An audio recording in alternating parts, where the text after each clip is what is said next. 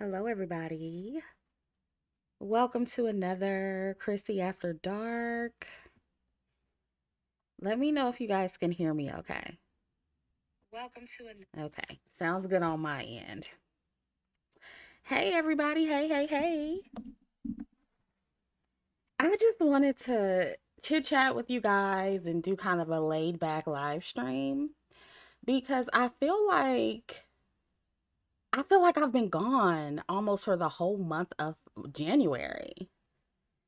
And it's like I didn't mean for it to be that way, but I feel like I've been traveling all month and when you get done traveling, you don't always want to work and do videos, and so I took a break when I got back from out of town. And it's just been like the month just flew past. Like where did the month go? Like I can't believe it's like February. That's crazy. It's just crazy how fast time is flying already in 2025. Berna says it's 5 a.m. in Europe, but I'm still listening. Well, shout out to you, girl. What you doing up at 5 a.m.? Look, I can't talk because I'll be up at 5 a.m. too, girl. Hey. Yes, I feel like the month just flew past. Like, it's just crazy. I ain't hardly get no content out to y'all. Well, I did do content, but not much. Are y'all following me on my second channel? Make sure you're following me over there because I did do a video over there. But it's like the month just got away from me. But I'm doing really good.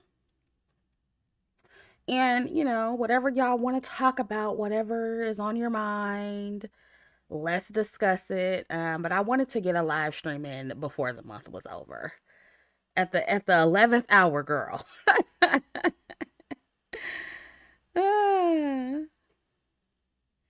My second channel is called Fem Strategy. The link is in the description box. Yeah, so you can check out the second channel. The questions, what's going on? Will you do a face reveal? You got a man? Really? Uh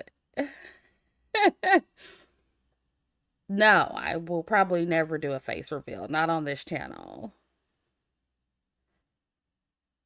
And to the other question, it's complicated, but yeah, I'm seeing people right now.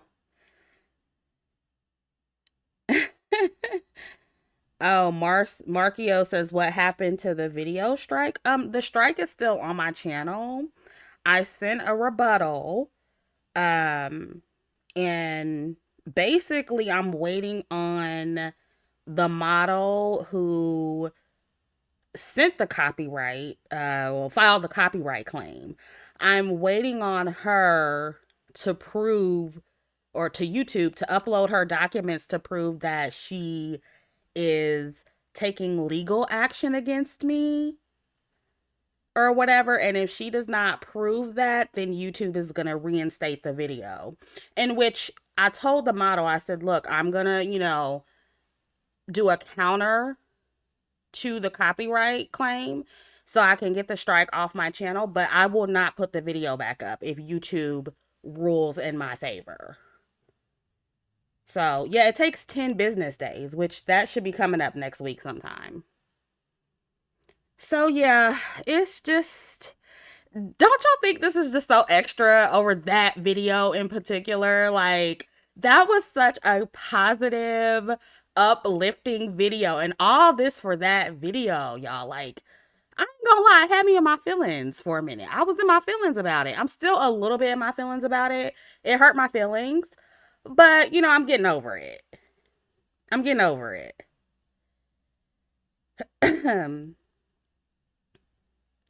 It was the video. Hold on, I'll tell you what it's called. It's on my community tab. The video was called Representation Matters, heartwarming video of Black girl bonding with Macy's window model. Girl, the window model wanted the video down, and instead of just reaching out to me and saying, hey, Chrissy, can you take the video down? she filed a copyright claim.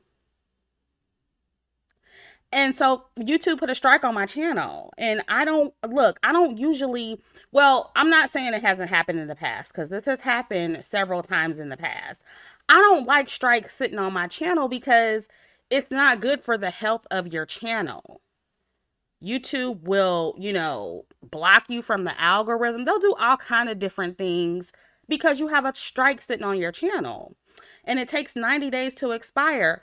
I'm not about to wait 90 days. Like in the past, I would have just waited and been like, okay, whatever. But for a video like that, no. I'm not letting that strike sit on my channel. I was like, girl, you could have. And I emailed her. I was like, girl, if you wanted the video to well, first my virtual assistant emailed her, which she's acting as my manager now. She's my manager, my social media manager, and my virtual assistant. And first she emailed her and she was like, is there something we can do? We can take the video down if you just, reverse the strike. She emailed back and she basically was like, no. And she was like, I didn't get the proper credit. And I'm like, girl, your name was in the description box, the name of the model, the name of the mother, and the little girl. All of that was credited. People were telling me, oh, I went to go follow this model because of that video. So basically, she just wanted the video down. And I'm like, girl, you could have just reached out. It didn't have nothing to do with credit. You were credited. And see, this happens a lot, y'all. And I don't talk about it because I don't want to come on here and always be crashing out about Black women. But it's like, I do a video, they're featured in the video. And when I do it, they like the recognition at the time. And then I may say something that they don't like or agree with. And then they change their mind about wanting to be on my channel. And then some of them will reach out and they'll be like, hey, can you take the video down? I don't want to be associated with, XYZ. And I'm very understanding about that. I'll be like, okay, and I'll take it down. And then some of them will file copyright claims. So,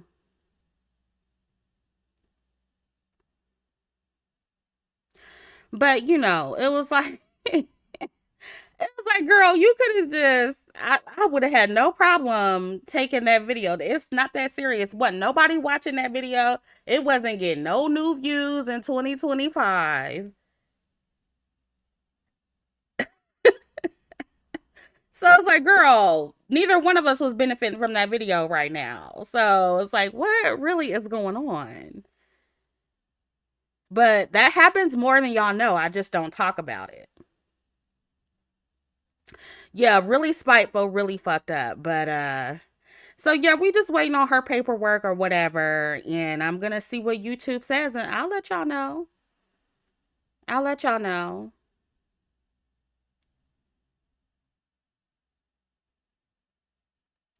But some of y'all got mad at me because I said on the community tab post, well, in the comments, I was like, look, I can't keep putting my channel at risk trying to, correctively promote or help dark skinned Black women or Black women in general. I can't keep doing that. And one girl was like, oh, well, it sounds like you're trying to punish all Black women. No, I'm just putting myself first. And if it were you, I would tell you to do the same thing.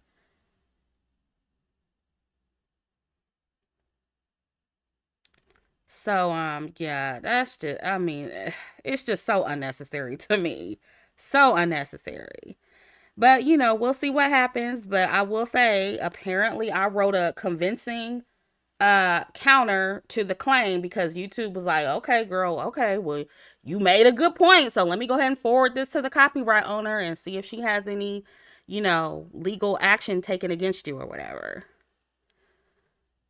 And I wouldn't be surprised if she, tried to sue me or something just to make a point, because that's how spiteful some Black women can be over that video. It's just, oh my God, crazy. Crazy. I have never, wow. And so basically, for those of you who are wondering where the other corrective promotion videos, I I put them on private because I don't want it to happen again, especially while this strike is on my channel, because, if you get 3 strikes in a row, your channel can be terminated.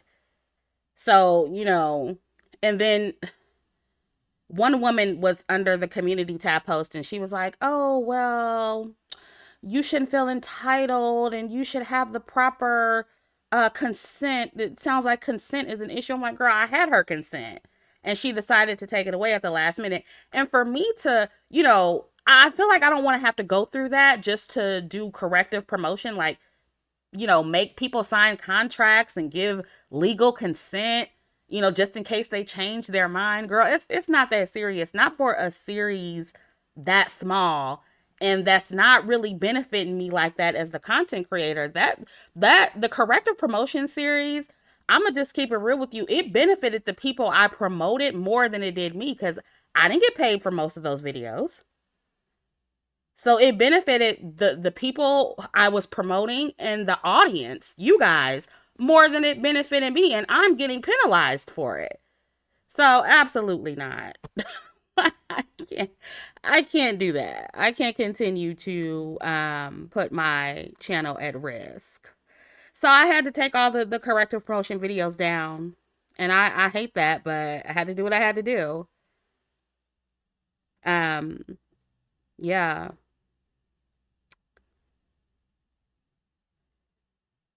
So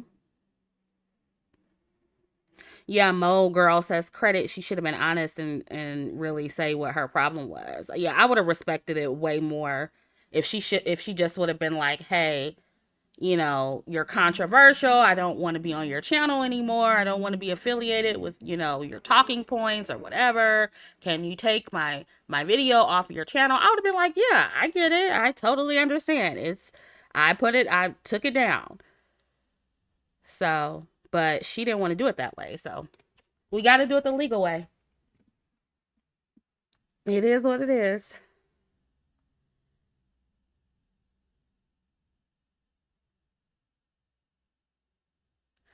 And this is why, you guys, if you're ever wondering, this is why I don't use a lot of clips in my content, because I've had this happen, from people on TikTok. I've used clips, from their content.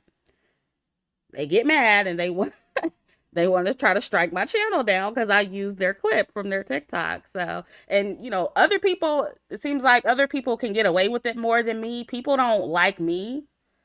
And so, it's not that I'm saying, it's not that I don't want to use clips in my content, but sometimes it's just like, it's not worth the bullshit that it comes with, that it can potentially come with.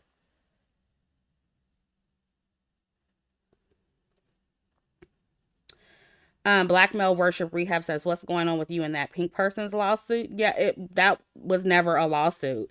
I was legally advised to wait for her to basically sue me.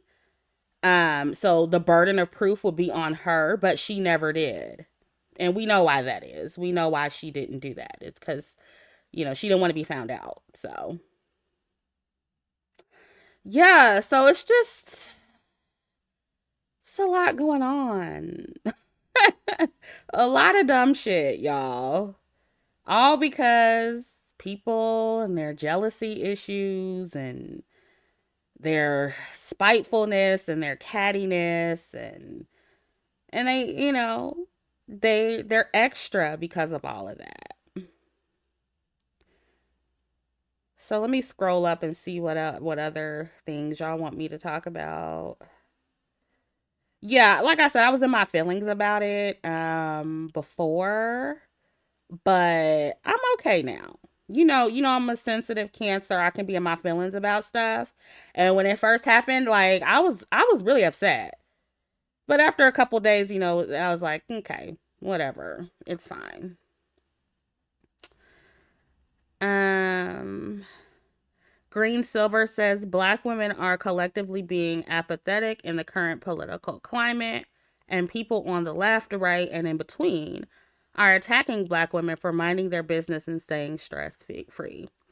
Yeah, and even the last video I did,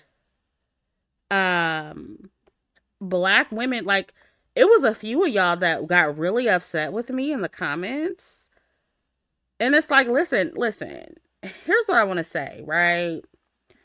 I am not saying that the current political climate will never affect me. Like, I don't want to be one of those people that just sticks their head in the sand and is like, oh, well, this doesn't affect me and I don't care. And, I care about other people and, the other black women, especially that maybe the removal of DEI is impacting. Like, I feel for you.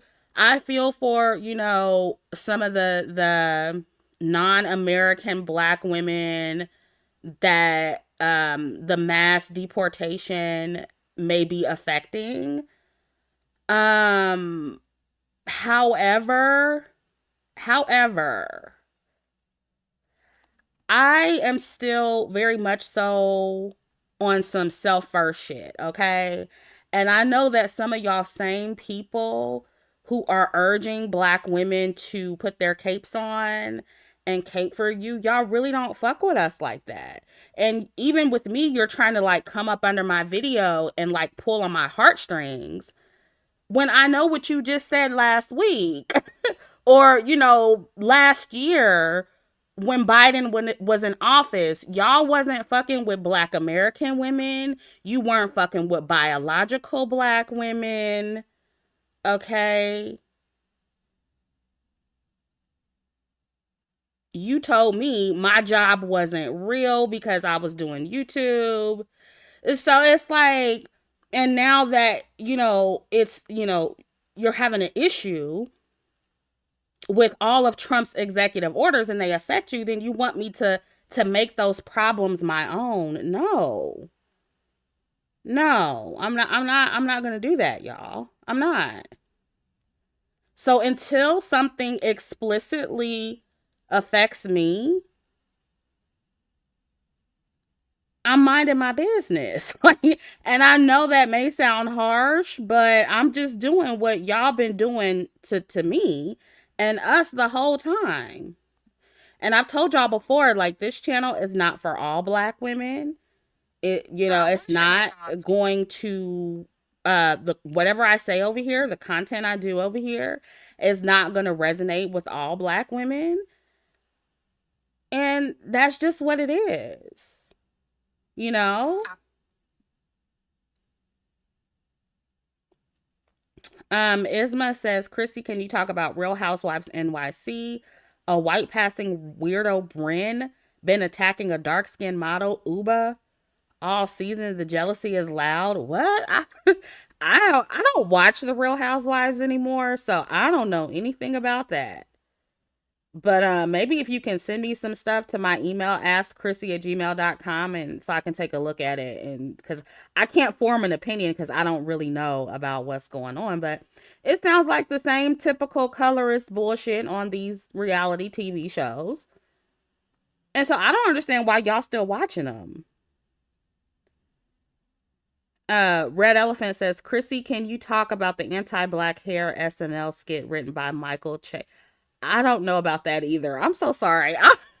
I'm out of the loop. Like I said, I've been out of town.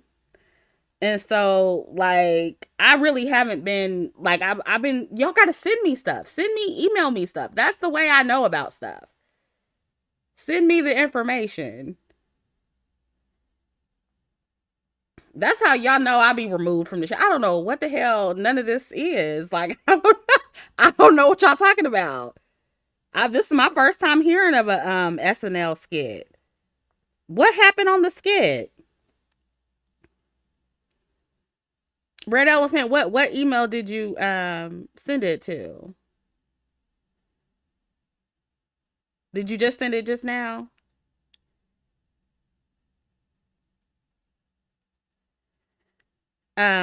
Zoe says advice for navigating corporate environment, especially in this time. I would just not be political at all at work. And don't I hate what the DEI girlies are going through. But if that was your thing, you're gonna have to find a new field. You're gonna have to find a new industry and get a new job. Red Elephant says I sent through the fem strategy content. Okay, I'll check it. Yeah, keep it cute and mute at work. And I also recommend staying away from service fields and staying away from any type of fields where, I mean, which this is going to be very hard, but staying away from any type of fields where you have to deal with a lot of overt misogyny, misogynoir, racism. I personally, I would recommend trying to tap into like the AI market, any type of STEM. I'm not saying that's gonna save you, but personally, that's what I would do. I would be trying to capitalize off of the AI trend, any type of technology. Yeah, it's almost every field, but I'm saying it's more prominent in others, you know, especially like I would say in the medical field. Like personally, if I were y'all, I would not be trying to get into the medical field right now. I would not be trying to be a nurse or anything. And so when I say STEM, I'm talking about like technology, computers and shit like that. That is where the world is headed. So I would recommend learning code, maybe getting in the finance arena, something like that. Trying to learn how you can use AI and capitalize and make money from AI. That's what I'm trying to get into right now. I'm trying to find all the ways I can use artificial intelligence and make money, actually make money from it. So if you are a math girly, if you're good at math, baby, you need to get in there.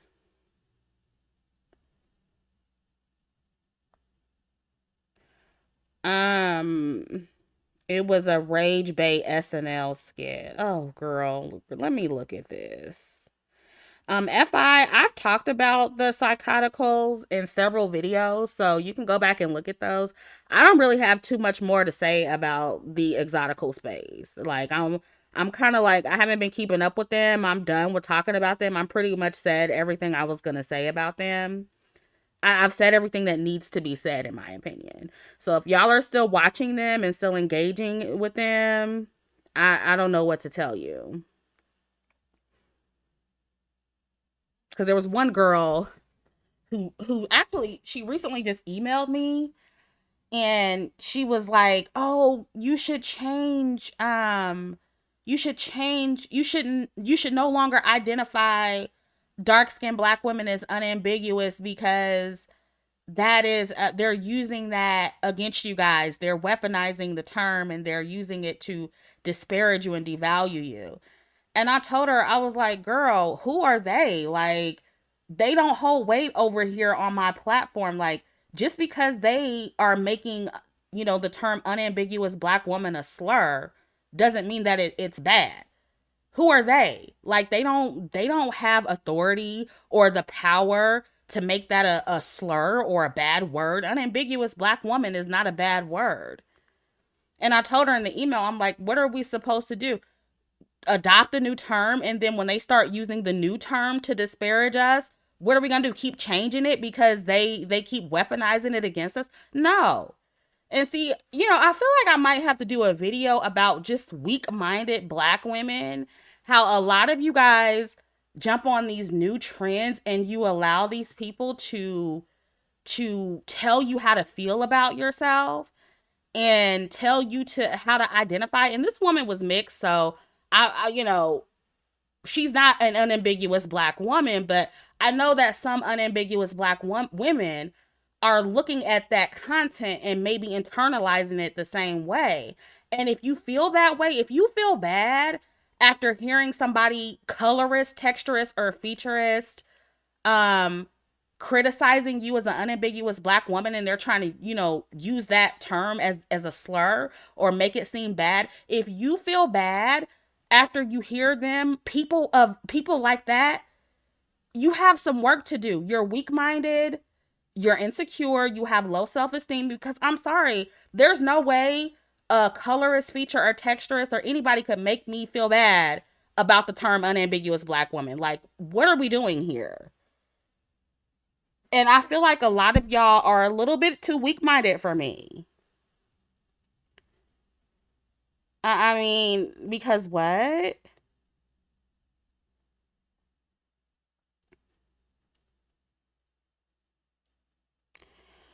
Okay, let me see.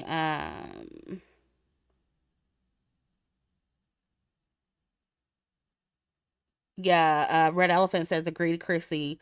Corporate is literally an awful environment for black women. Meanwhile, my husband does cybersecurity and he's in heaven. Like, do not go into corporate. Don't, yeah.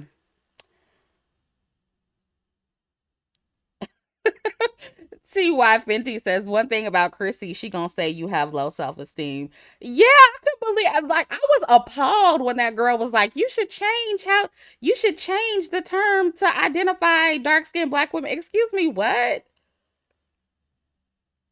Because the psychoticals say it's a bad word. Are you serious? Who are they? Girl, I can't, like, I can't. Ren Robinson says, where can I find the Looker and the Chameleon videos? They're on my website, and I'm actually, a lot of you guys had reached out to me during Christmas time, and you were like, I can't buy the femininity series right now. Can you do a tax season sale? So I'll be doing a tax season flash sale soon. And that will be available for you guys that didn't get to take advantage of the Christmas sale. So stay tuned for that. But yeah, it's just too, like, I can't take it. Miss Felis Cata says that's why black women needed DDS magazine. Girl, I don't even know if that was enough. To be honest, y'all don't understand. I feel like that the colorist, featurist, texturist conditioning and manipulation has a real strong hold on dark skinned black women. And I don't think my platform was enough or is enough to really dismantle that. It's like, it's going to take something else, you know? I don't know, because if y'all are that weak-minded, I don't know. Mhm. Mo girl says it was so good but it wasn't enough to break the spell. And I think too, because I have to remember, and you guys have to remember too, the foundation of DDS, right? It's coming from a woman who grew up in a household where colorism was not allowed. Okay? Colorism was not allowed in my household. Texturism, featurism, none of that was allowed. I grew up with a mother who had her little afro, honey. She barely wore makeup. She was very pro black, pro dark skin. So that was my foundation. Okay? She always told me my skin was beautiful, my features were beautiful. My father did the same thing.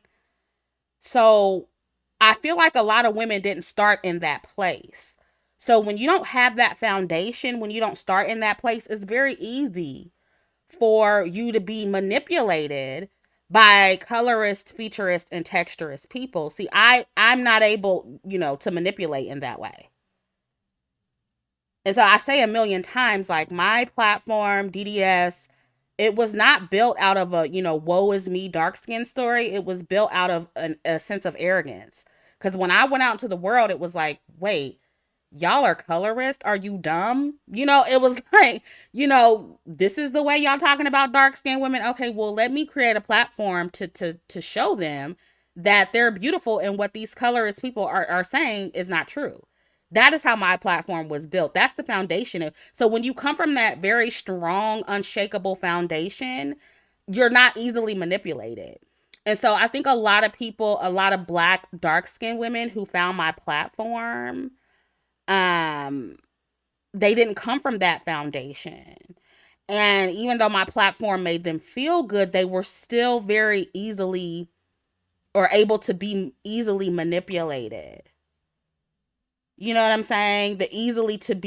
Their minds were very easy to be changed, or very, very easily changed. Capable of being changed, I should say.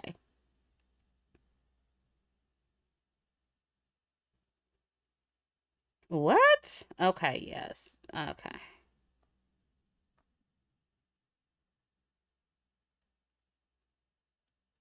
Yeah, your favorite persuade. I did take all the mods off. I guess I need to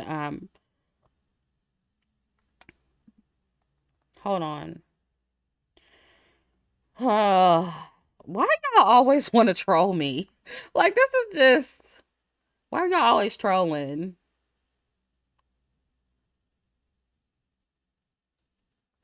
I removed all the mods in general, y'all. And it's nothing personal. It's just the channel people it was doing something weird, like comments were disappearing and all this stuff. And so I just removed all of the moderators.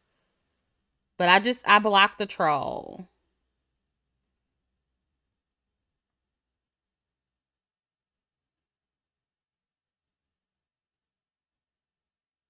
Yeah, but what I was saying, like, it's not easy to change my mind, but y'all, I think most, when I say y'all, I'm talking about the collective of black women, dark skinned, unambiguous black women. All somebody got to do is just come through and say something different and sound convincing, and everything that you learned before just goes out of the window because you're so weak minded. And to be honest, like I can't keep, focusing on weak-minded women. My platform is for the women who get it. So it is what it is.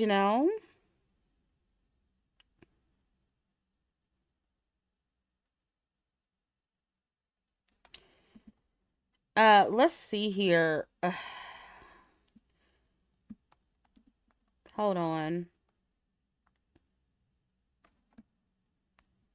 I'm gonna check my email, girl. And for the topics you guys are bringing up, I mean, if I feel compelled enough to talk about it, then I will in a separate video. But like I have to actually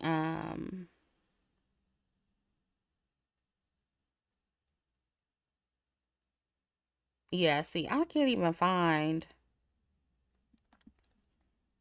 find the video. Whoever said they sent me the SNL video, I don't see it in my email.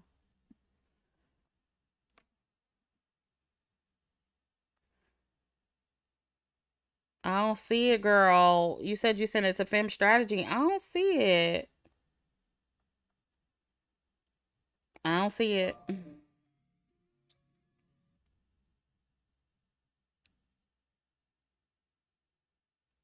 Mm-hmm.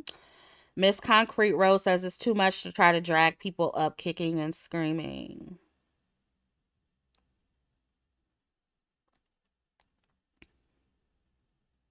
And I know a lot of the black women who follow me are also young.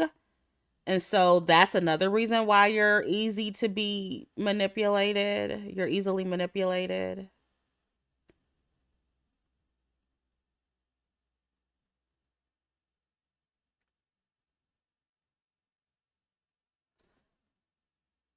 So, it is what it is.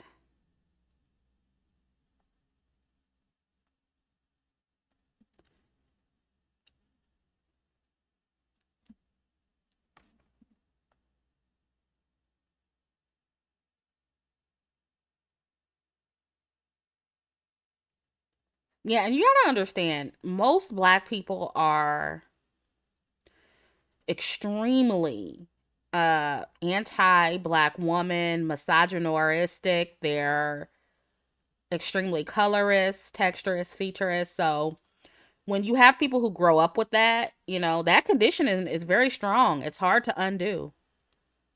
And one platform on YouTube is not going to do that.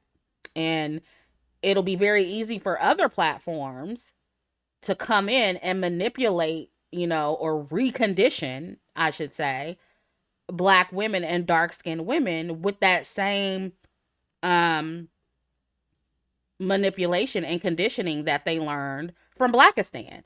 So it's very easy for somebody to come in and gaslight y'all, and y'all don't even realize you're being gaslighted. And it's like I can't like And I'm not going to spend all my time and make a million videos trying to convince you that you're being manipulated and you're being gaslit. And some of you guys are realizing it, that you are. And some of you guys will come back and be like, "Oh my god, I see what you were saying now." And I'm like, "Okay. After y'all dragged me, now you see what I'm saying." And that's another thing I'm learning to do. I am learning to just let people fuck around and find out. I'm just learning to stop warning people, because when you try to warn people who really don't, who have their blinders on, it doesn't go over well because they want to keep looking through the rose colored glasses. You have to let people learn things on their own. And I'm learning more as a black woman. And this is definitely something y'all need to learn too, as black women. Stop trying to warn people so much and just let them find out on their own, because eventually they will. Because a lot of things I came on my platform and I warned black women about, and I got dragged for, literally dragged for, whether it's calling out, celebrities, calling out other YouTubers, other people on the platform, years later, and sometimes even months later, y'all find out.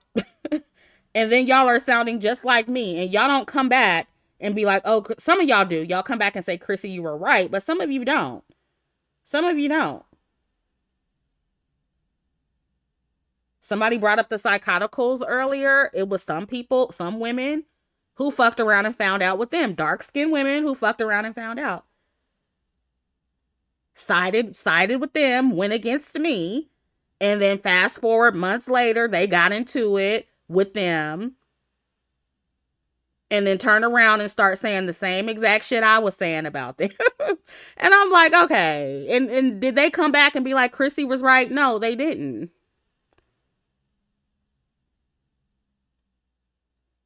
Same thing happened with other platforms that shall not be mentioned. And so, and then I think about it and I'm like, girl, I didn't even have to go through all that. I didn't even have to. Why did I put myself through that trying to warn these dumbass women? I should have just sat there and ate my food and just let them find out on their own. And I'm learning to do that now. I'm learning to stop putting out warnings and just letting people, find out on their own.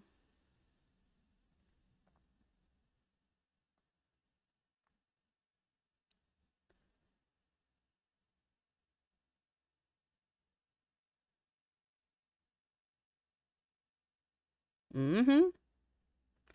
That's what you got to do sometimes. Your favorite persuasion says, Chrissy, I've been told you to stop. Yeah, yeah, yeah. I will say some of y'all do tell me to stop, and I don't listen. I don't listen because I'm stubborn. But yeah, I got the message, because y'all not about to be dragging me, and then months later, when you come to find out that I was right, all of a sudden, I'm like, are you serious? Like, y'all got me fucked up. No, I'm not about to do that no more. Absolutely not. Maisha says, I've learned to focus on me, not the collective of black women. Yeah, unfortunately, that is what you have to do. Like, when you really reach a point to where you have burned the cape and you've completely detached from the black community, or, I don't like to use the term divested, because I really don't feel like most people who claim to be divested are really divested. And I feel like if you even care a little bit, you're still a little bit invested. So I prefer to use the word detached and burn the cape. But when you realize that you have to burn the cape for the black community, that includes black women. Unfortunately, the collective of black women, it is what it is.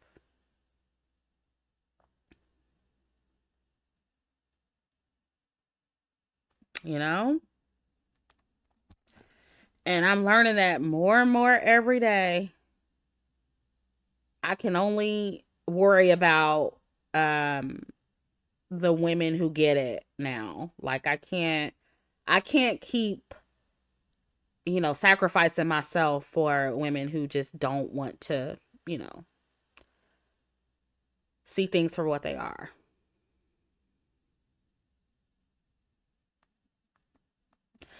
So, It's a sad situation, but it is what it is. I feel like, you know what though? I do feel like a lot of women are starting to wake up, a lot of black women.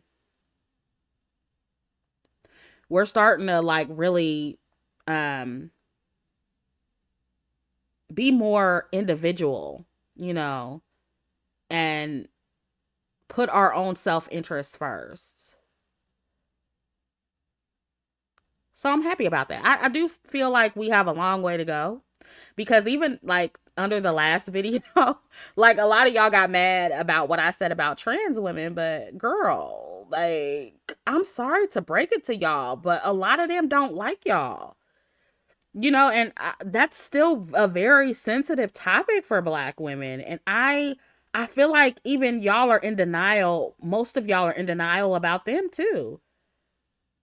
And I'm not talking about the entire LGBT, but specifically like the trans women and the feminine gay black men. Girl, they don't fuck with y'all like that.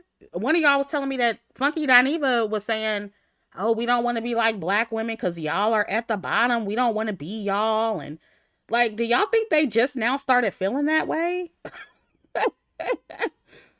Yeah, I mean, we don't like each other. Like, why is everybody lying? Like, can we talk about how y'all, like, we just like to lie to each other and pretend like it's just kumbaya when it's not? It's animosity between light skinned and dark skinned women. Okay. It's animosity between trans women and biological women.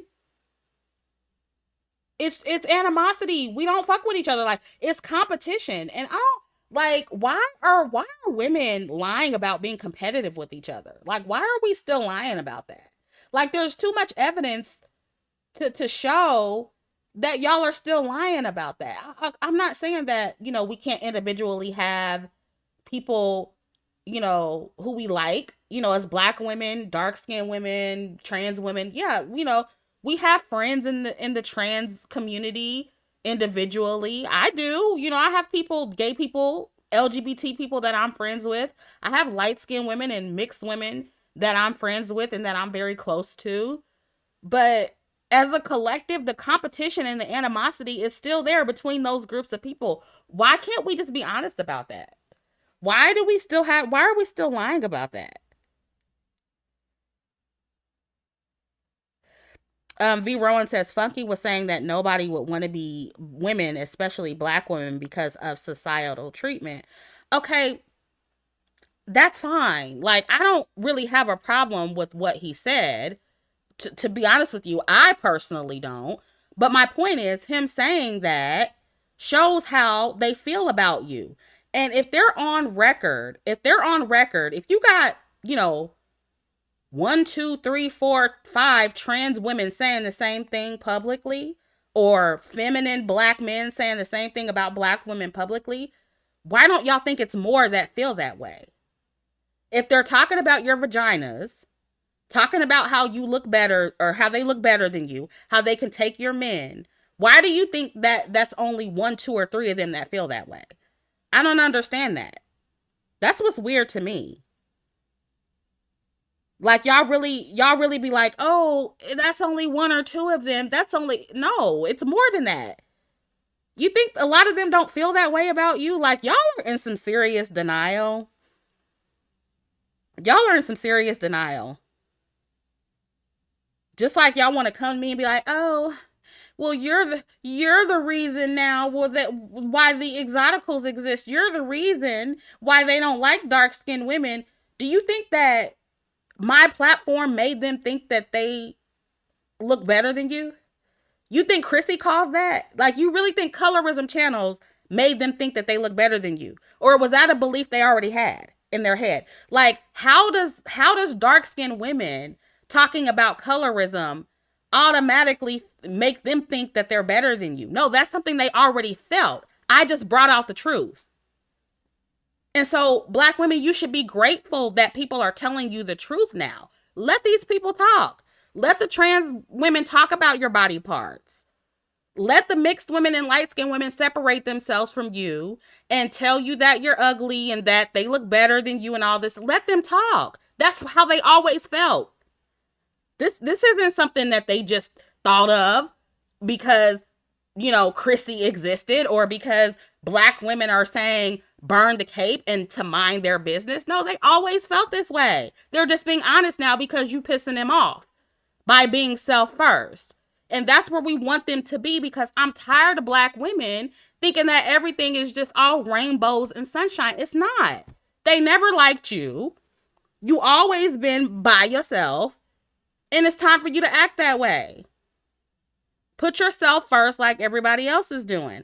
Prioritize your plight first like everybody else is doing. Be selfish, be arrogant, and talk shit like everybody else is doing. And some black women, it's actually funny because y'all are starting to do it. And I'm here for it. I'm here for everybody just being brutally honest, because it's about fucking time. Because I feel like black women, you need to hear it. Because you really don't think these people feel this way about you when they always have. Just, I was loving the response when that girl on X, that black woman, she said that other black woman was built like a Mexican, and Mexican women came out and they was talking all this shit about black women. That shit was hilarious. And I think that girl, I don't think she apologized. I think she stood on business. Like, yeah, bitch, and you built like a Mexican. Like, are we gonna try to act like that's not a thing? We know what most Mexicans are built like. I mean, hello. And so it's like, let's just be honest here. Let's start being honest. Let's start being more honest. And stop trying to act like everything is just, nice and kumbaya. And that was making me think, like, because I think recently, well, not too long ago, was some Indian woman. She looked Indian. She went viral on TikTok, and she was saying how black women, we need to wear our natural hair or something like that. And I'm like, could you imagine if black women would just randomly talk about these other groups of women, or even black men, the way they just randomly bring us up? All hell would break loose. Just like you saw when that black woman said that woman was built like a Mexican. If black women kept doing that to people, they would lose their fucking minds. They would lose their minds. And it just makes me, it really proves that black women aren't crazy. When we respond to things, when people talk about us and we respond, and they always say, oh, well, you should ignore it. You should ignore it, which some of the stuff we should ignore. But whenever other groups are brought up, they don't ignore it. Why couldn't the Mexicans just ignore that black woman who said that woman was built like a Mexican? Why couldn't they just ignore it?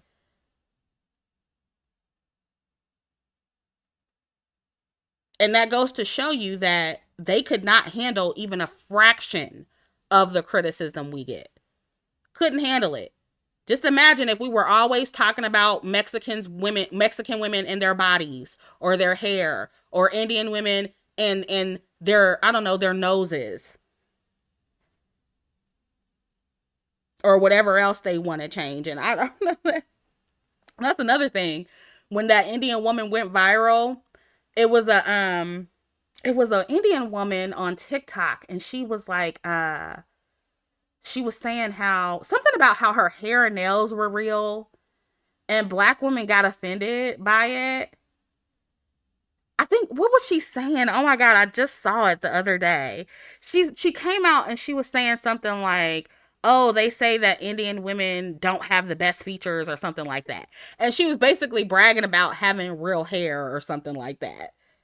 And then a black woman responded, and she was like, well, we didn't say anything about your features. We just say that y'all stink. Girl, I was like, oh my God.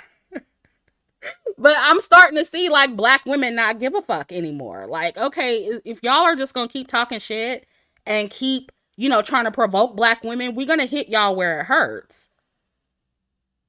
And so I'm really kind of here for that. Like, maybe motherfuckers really just need to start being talked about and called out the same way black women are.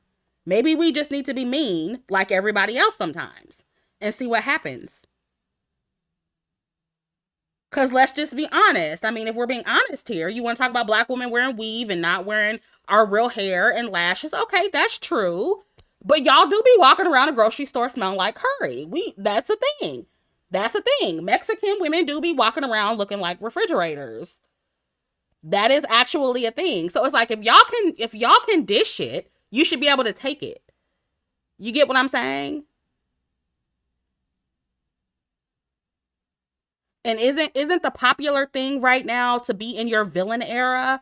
Yeah, a villain is cute until one actually shows up. Being a villain is cute until one actually shows up. It's cute and stuff. Oh, we in our villain era. We in our villain era. As soon as the black woman's the villain, all hell breaks loose.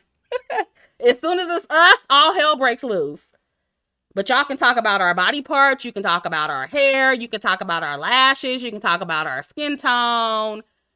You talk about everything about a black woman. But as soon as we hit back, all hell breaks loose. No, no. You gonna get this smoke too. Girl, they can't handle a black woman villain. Look at me. They can't handle me. I'm the villain and I stand in that shit. They can't handle me. Imagine if there was 20 more of me. Oh my God. Imagine if there was 20 more of me on YouTube alone saying the shit that I say.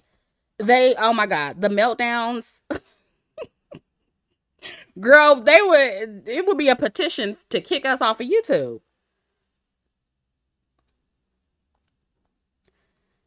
Listen, I ain't trying to, I like Indian food, okay? But it do stink.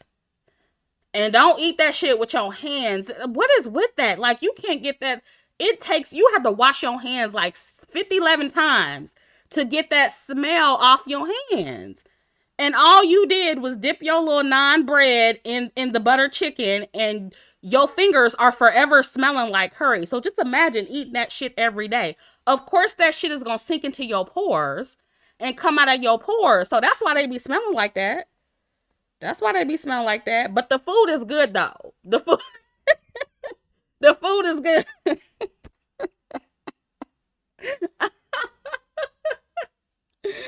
Oh my God. Y'all know it's true. You can't eat that shit with your hands. I know that's how you're supposed to eat it. I know that's the right way to eat it, but I learned my lesson the first time. I said, "Oh no, I'm gonna cut it. I'm gonna cut the bread and dip it, cause I don't need my fingertips smelling like that." And it will stain. It will stain your nails too. And that's not just Indian food. The curry chicken from the Jamaicans, that will stain your nails too. The curry powder, that shit will stain your fingernails. I love ethnic food, okay? I'm not trying to talk bad about it. But I'm just saying. Yeah, your favorite persuasion says this is why I prefer Jamaican and Trini curry. Yeah, the Jamaican curry, it will stain your fingertips, but it doesn't stick on your hands like that Indian food. It's something about that Indian food. That smell lingers.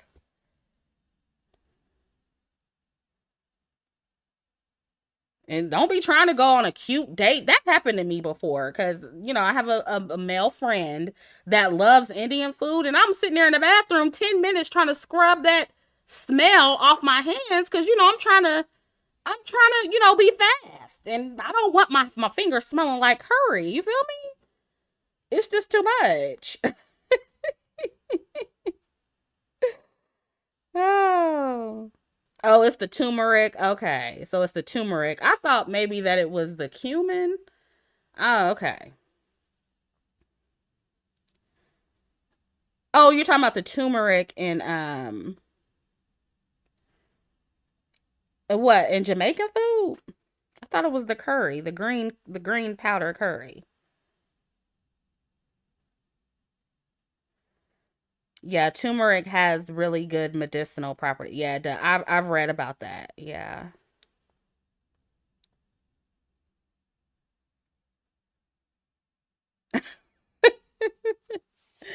Berna says, "Do you like African food?" Yeah, I like West African food. I'm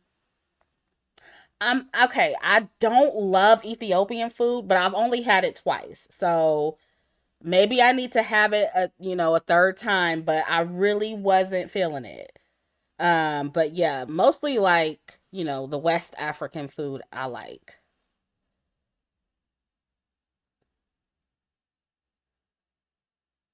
I like all the ethnic food. I love sushi. I love uh Chinese is not one of my favorites, but I do like it. I like Thai food. I like Korean food. I like all the black people food. I like Jamaican. Uh I don't think I've had Haitian food, but I do like Jamaican food. I like African food. I love soul food. What other black people food do I like? Kimchi. Mm, I said this before. I feel like kimchi just makes me want to have like cooked cabbage. Like it's a little too like hard for me. Like I like cabbage. I like cooked cabbage.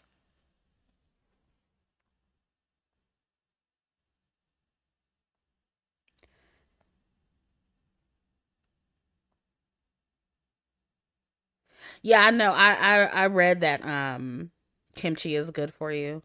Yeah, I like Vietnamese food. Yeah, I don't know. Maybe I just got the wrong thing when it came to the Ethiopian food, but it was kind of giving baby food a little bit. Like I don't know. I wasn't really, they came out with this platter with all the different, meats or whatever, and then you get the bread, and I just wasn't feeling it. And the first time I had it, it was like I didn't have that much of it, and then the second time I went to this place with my mom, and we didn't like it. So again, like I sometimes I have to try things more than a couple times for me to like it. Cause I was like that with sushi. Like at first I didn't like sushi. I didn't like the ginger. I still don't like wasabi. But over time really started to enjoy sushi. So I'm very changeable. I'm very capable of changing my mind. Like if I have a good restaurant experience, if I go to a good place, it could completely change my mind about a certain cuisine. Oh yeah, I love gyros. I love Mediterranean food. Yeah, that's another one. I'm not a picky eater. Like I like a wide variety of food.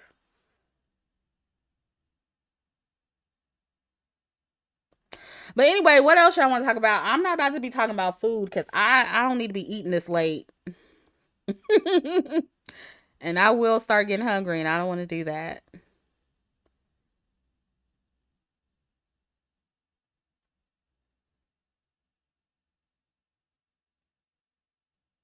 Your favorite persuasion? She said, I'm Caribbean. I love Ethiopian food. Girl, well, tell me what to get.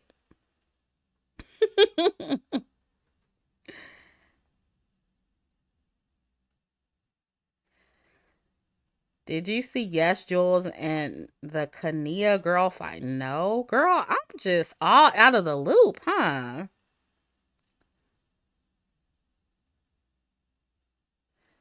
But you got to work tomorrow. Your favorite persuasion? To me, 12:30 is early. I don't know. That's early to me. Like midnight, that's early to me. I don't know. But I'm a night owl. I'm a late nighter.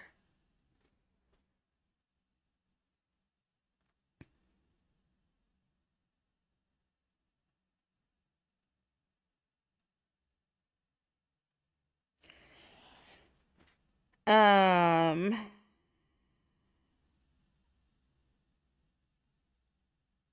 what is the Amandla controversy?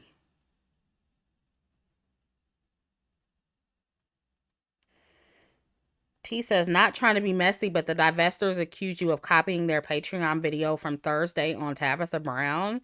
They did a topic, then you released your video hours later. What? Patreon video? First of all, how would I see their Patreon video? And the Tabitha Brown topic, everybody's talking about. So how would I copy them? And when did I release that video? Let me see. You said Thursday?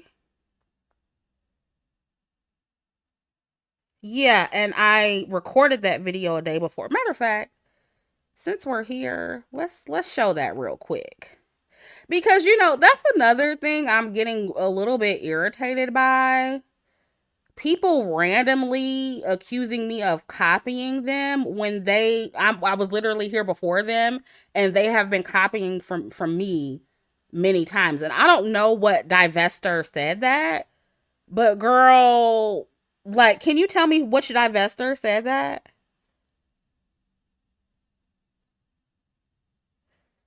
Because let's see here. Can y'all see my screen? Can you see my screen? Let me know if you can see my screen.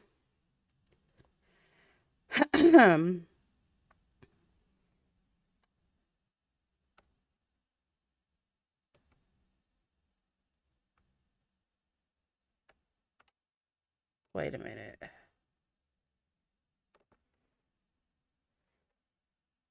Hold on. Let me see before I talk my shit. Let me see if I even still have this video. Okay. Here it is. So let me share my screen again.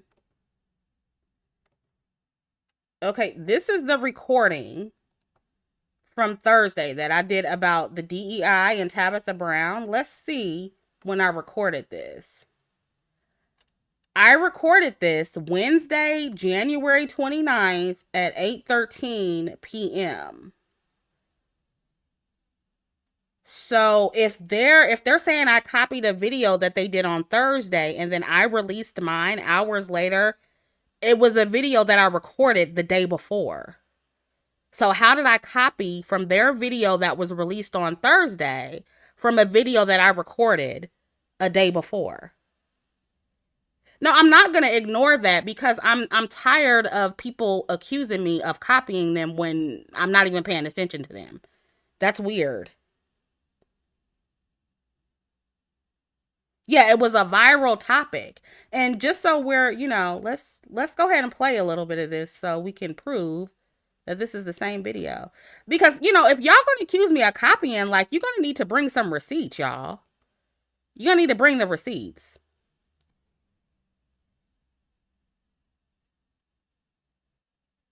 Right.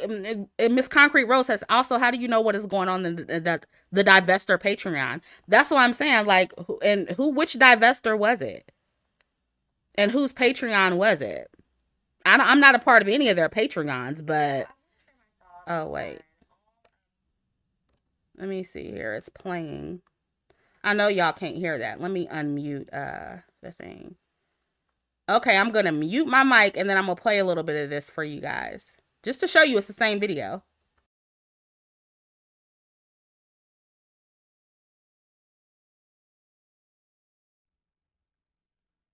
So, I want to share my thoughts on all of the outrage surrounding some of the So, I want to share my thoughts on all of the outrage surrounding a few of the executive orders Trump has enforced during his first week back in office. And before I continue, just an I recently dropped.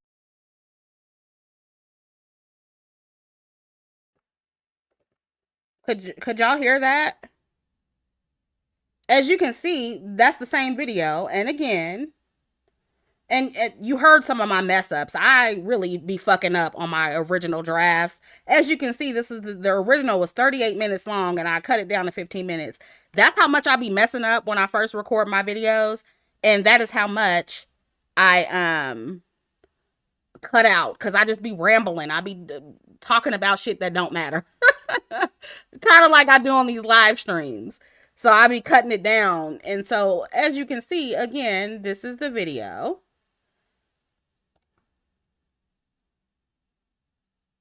And it was recorded January 29th, Wednesday. So how did I copy from a video that they supposedly did on Thursday? Like I said, if you're going to accuse me from copying, you guys, you're going to have to bring the receipts. You're going to have to show that what you're saying is true.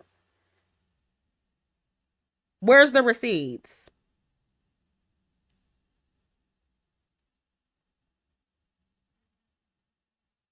Did y'all hear the video that I just played? Did you hear it?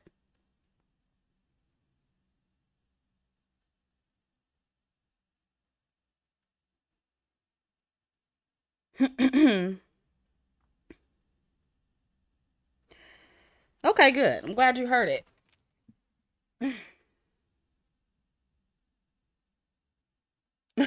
Yeah, what they gonna say? They gonna say the video's fake? Oh, you didn't really record that on the 29th? That's fake.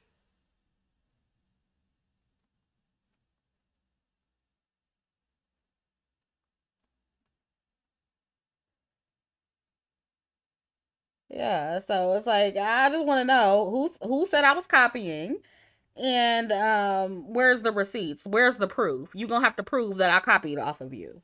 You're gonna have to prove that everything I said on the 29th, which was Wednesday, a day before I released the video, came from you. Show your receipts. T says I'm in their Patreon. That's how I know. Well, whose Patreon is it? You being messy a little bit, T. Cause you're not naming names. Like, who is it?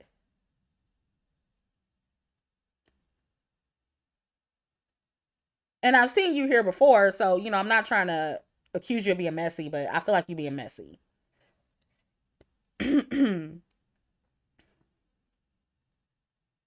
But I feel like that kind of stuff does need to be addressed. I know it sounds petty to y'all, but like even like with the femininity stuff, like I revived my second channel and people are saying that I'm copying off of other people with femininity channels, and it's like, girl, that channel is years old. I'm not trying to be arrogant when I say this, but I was one of the first people to start posting femininity content in the black female sector. So it's like if we really want to get technical about it, most of the black women who are speaking on femininity now got a lot of their talking points from my old femininity videos. So it's like who am I copying from? Like y'all are my sons. Y'all are copying from me. You can't accuse the originator of copying from somebody. So it's like that kind of stuff I feel like needs to be addressed from time to time because like I feel like the longer you are on YouTube, it's like people start to forget where certain talking points originated from, and then they start accusing the people who got the message or the people who started the message of copying other people. No, just because I took some of my videos down on femininity and I stopped posting on that channel, that doesn't all of a sudden mean that I'm copying off of other people. No.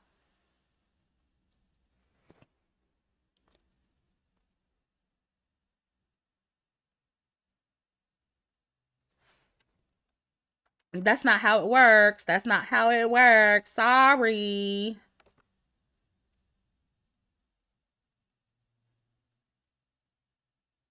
And YouTube is a very strange place. Like people want to try to have monopoly on certain topics when it doesn't work that way. Like if a topic is going viral, I'm sorry, you're not going to be the only one to talk about it.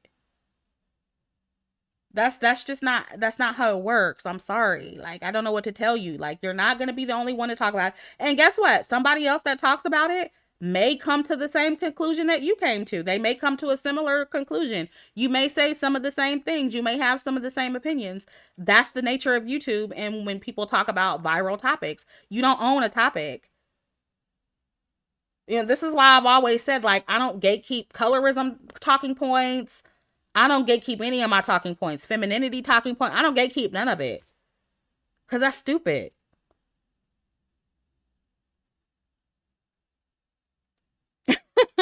Hey, Haley says you really did start the movement. In my opinion, these people are years late. Years late. Years late. Girl, the femininity topic, especially in the black woman space, that shit is old. Most of y'all are saying old shit.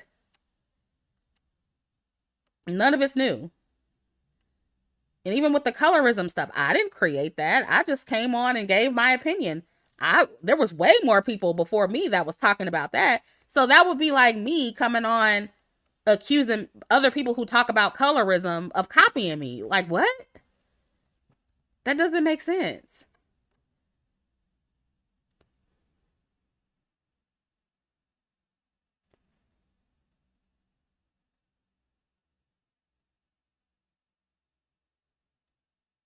Yeah, I'm still waiting on the name. Girl, I need the name. I need the title of the video. Like, I need to know who I'm copying from. You gonna have to show me the receipts.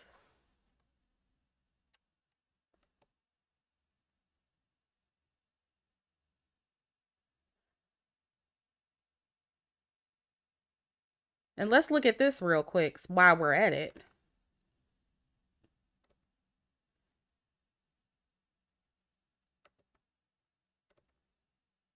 These are all my old femininity videos. Y'all remember the femininity series? Look at these dates. 2018. Workplace femininity. Always look pretty. Type in that after this live stream, type in always look pretty. Look at all the femininity channels that copied off of this video. And y'all wonder why I put it behind the paywall. Now, it's a difference between, gatekeeping talking points and flat out stealing somebody's intellectual property.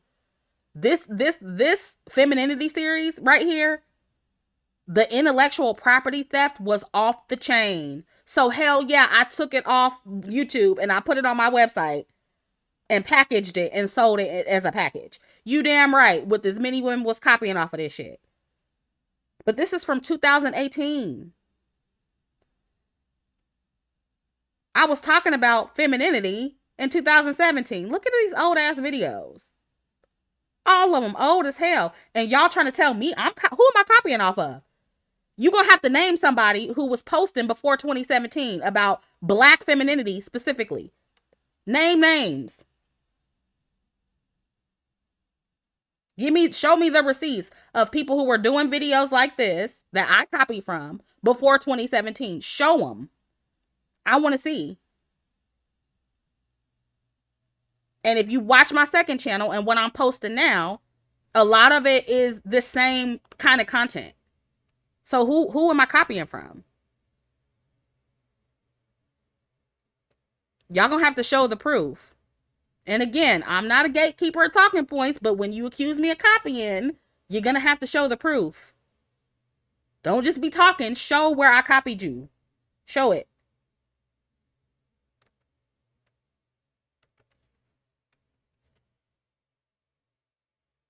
Dark Skin Beach says, I want to date white men that's not Republican. Any tips? Girl, there's a lot of white men out here that aren't Republican. Go out and mingle and you'll find them.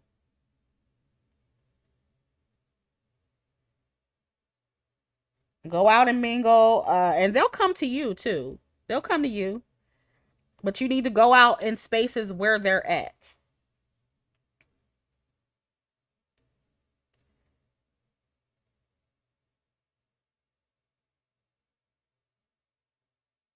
Introverted says, and they say all we do is sit in victimhood. Who says that? And see, that's another lie. And I'm glad y'all are catching on to the lies, because like what, what was that was the victim mentality. All that femininity content I just showed you. How was that wallowing in victimhood? People just be making up stuff. This is why you have to be strong minded, because you can't fall for that manipulation. You can't fall for the gaslighting and manipulation. You can't fall for it. People just be on here lying and just saying anything, trying to discredit me, trying to discredit my platform, trying to discredit any level up platform for dark skinned women. That's what this is about, y'all. They don't want you to level up. That is what this is about. The very existence of this platform and the information that I give you guys, it challenges the status quo and it threatens people on the top of the hierarchy, and they don't want to lose their place on the hierarchy. That's all it's about. And so they're going to try to, minimize this platform and reduce it down to, oh, you just crying about, you playing victim mentality, you wallowing in victimhood. No, no. If they really believe that, they wouldn't be as threatened as they are by this channel. So you got to wake up. You got to wake up and see the lies for what they are.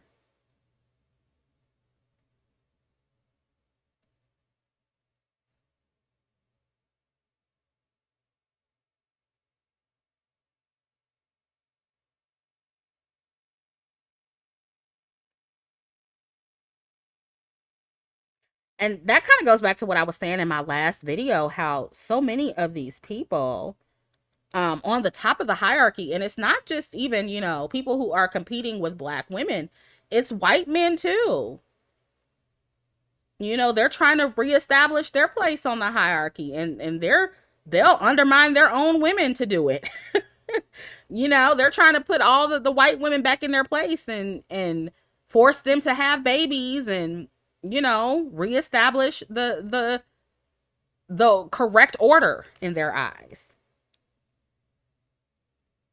So everybody who feels like they're higher on, they're losing their grip or they're losing their place on the hierarchy, they're going to try to get back up there, and they're going to try to do any and everything possible to get back up there. And they're going to try to knock down anybody that's lower on the hierarchy than them.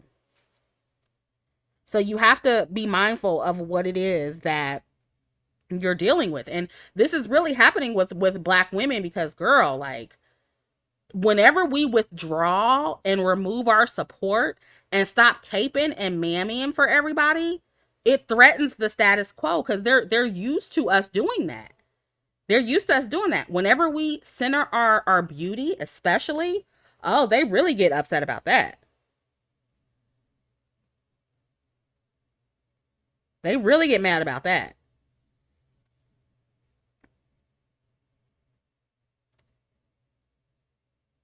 Pink Lady says they watch us so closely. They do. And that's what, when I was looking at that Arab woman who came out and was talking about black women, it's like, girl, when do you ever see Arab women worrying about black women? When do you ever see that? And, it made more sense because I think they said she's dating a black man. But it's like, and this goes back to what I said in my video when I was talking about those white women on the podcast that was acting like they didn't know who Megan the Stallion was. It was some competitive bullshit, but when non-black women, especially, they feel like they're not at the top of the hierarchy in their own group, they come over to the black community, especially when they start dating black men, and they try to position themselves up on the hierarchy above black women. So that's another way that they try to establish their place on the hierarchy or maintain their place on the hierarchy. Something about that Arab woman, for whatever reason, she's not, I guess, not top shelf in her own community. So she had to come over to the black community to feel better about herself. And so the way in which she did that was to come out and attack black women and their hair. And so that's the kind of rage baiting that I wish black women could ignore. But at the same time, I understand why y'all don't. It's like, I don't feel like any group of women would be able to ignore that. Even though I be wanting black women to not say nothing, at the same time, it's like, girl, nobody will be able to ignore that. What if we, just think about it, y'all. What if black women got on TikTok and told Arab women to stop getting nose jobs, or told the Middle Eastern women in general to stop getting rhinoplasties to remove, what is it called? The hump in their noses. It's called a thing. The dorsal hump. That's what it's called. How would they respond? And this goes back to what I said earlier. Like, they wouldn't respond nicely to, like, they would be really upset about that. So I don't feel like they could handle the same type of criticism that black women do. So part of me, instead of black women just ignoring it, part of me, I wish black women, like, I like when black women do two things: either ignore it or start returning the energy. Because I wish that black women would have responded that way. Like, instead of getting mad and talking shit about who she was dating, go for their insecurity. Start talking about that dorsal hump and see what happens. Because they be shaving the fuck out of that shit on their nose. They be shaving that shit down. So I feel like black women need to get better at clapping back and really going for people's insecurities the way they go for yours. Because everybody has them.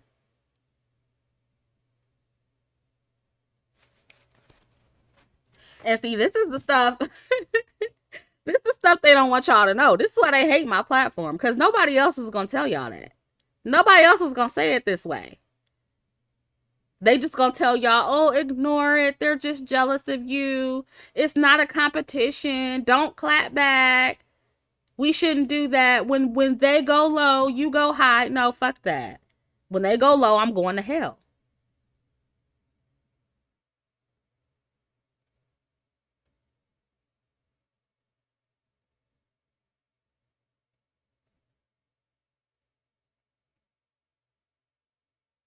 And see what they're trying to do now that black women are catching on.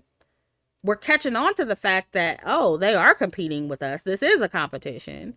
Or we're catching on to the fact that, oh, they don't care about us. They only care about themselves. Then they want to try to neutralize you and pretend that that's not what they're doing. Oh, it's not a competition. We're all in this together. That's cattiness. That's stupid. We shouldn't do that. No, no, fuck that. Y'all been doing this the whole time. So let's not even go there.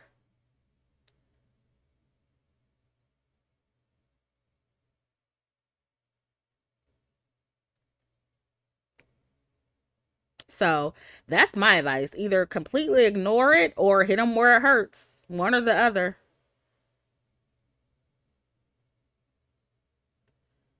But not every black woman is going to ignore you. Some black women are going to start clapping back and they're going to hurt your feelings. So, and that it is what it is.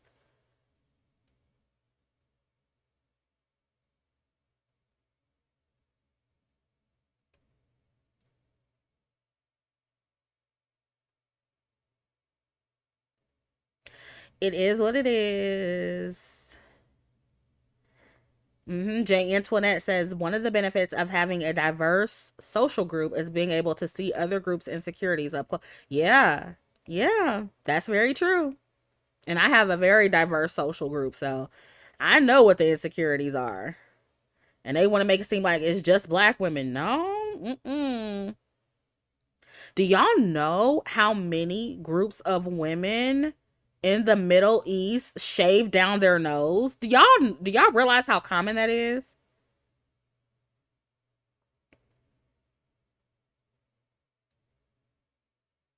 But they always want to talk about hair weave and skin bleach and don't get me wrong, those are issues in the black community, especially, the hair insecurity that black women have. I wish that we didn't have that insecurity. Um, but girl, when I tell you them women do not like their nose. Like they don't like that hump in their nose. And it's like, just imagine if we talked about that as much as they talk about hair weave. Just imagine. Girl, that is a big thing, V Rowan. Look it up. Look it up.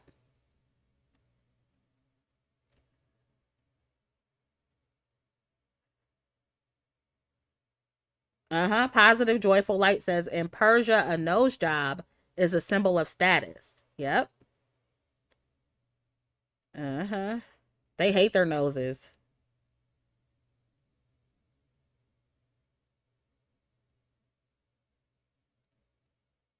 Mm-hmm.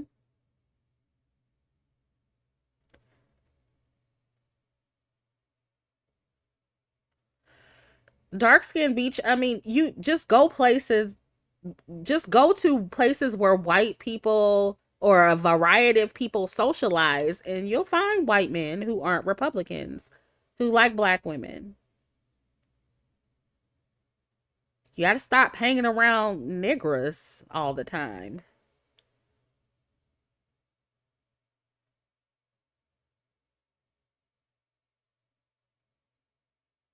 And they're literally everywhere. It's not just, specific places. I mean, you can meet them at Whole Foods. You can meet them everywhere.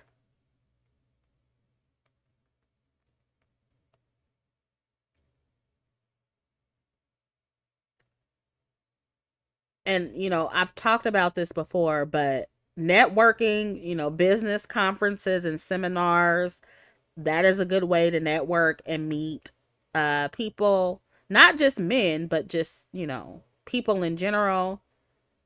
You can go to the golf course, upscale lounges, bars, and go during happy hour. That's a good way to meet them. Um, Restaurants, luxury restaurants, art galleries. That's a big one. Art galleries, auctions. You can join a high end gym, and especially like the tech seminars. That's a big way to meet them if you're into tech. Yeah, alumni events. So many. You just got to go out and find them. Museums. Yeah, that's a good one too. Yeah.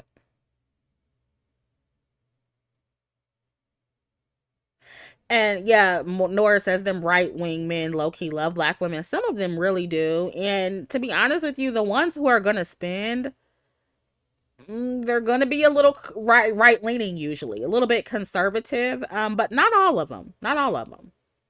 And not all of them will be full on Republican either. Like the most of them that I meet that well, I have met that like black women, they're like middle of the roaders, you know. Right leaning though, a little bit right leaning. Because some of those liberal white men are a little bit dusty. So just try try to avoid that. That's all I'm saying. Yeah, dark skin beach says I don't mind little right leaning, just not MAGA. Yeah, and usually, contrary to what people say, MAGA white men ain't gonna be in your face like that. They if they don't like black people, they don't usually try to fuck with black women. You might have some of them here and there that try to fuck a black woman or sleep with one, but for the most part, the MAGA white men, they don't be in black women's faces like that. Chow Bayla says, why not too liberal? Because a lot of times they're dusty and broke. Not all the time, but sometimes they are. Most of the time, I would say.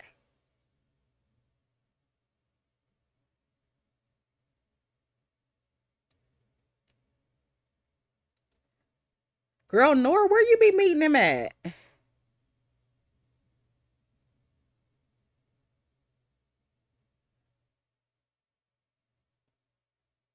Positive Joyful Light says, Chrissy, is it wrong to darken your skin as a black woman to obtain a more ethnic aesthetic?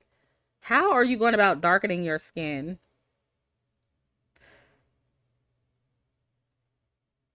I don't think you should have to change your skin tone unless you are trying to like even your skin tone out. Because usually with that, changing your skin tone, either going lighter or darker, it's going to look unnatural, y'all. And you're going to look crazy. So I just recommend not doing that. Okay, a little bit of tanning and bronzing if you're trying to even out your skin tone. I think that's okay. But just don't overdo it.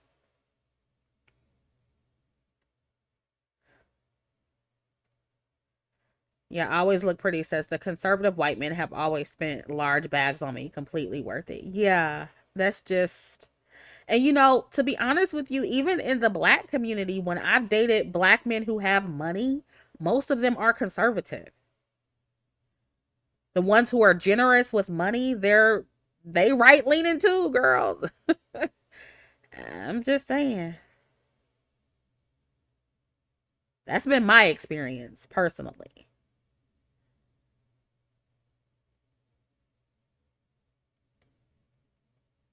But I'm also a little right leaning, so it could be just me and what I attract.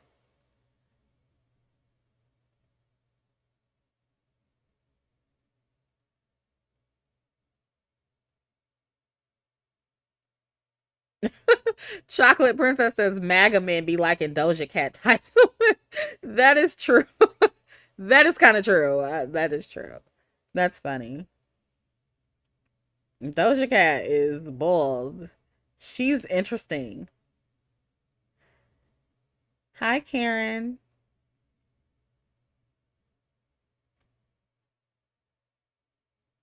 Yeah, Candace is MAGA. Candace is a troll, honey. I don't know. I still have to watch that video she did with her husband. He looked a little moist from the picture I saw. I was like, I don't know, Candy, what you be doing with that man, girl? It's giving that she's the dom in the relationship. That's what it was giving, but I haven't watched the video, so I don't know. Have y'all watched the video? Was he moist or was it just me? He just seemed a little mild mannered. He got money though. He got money.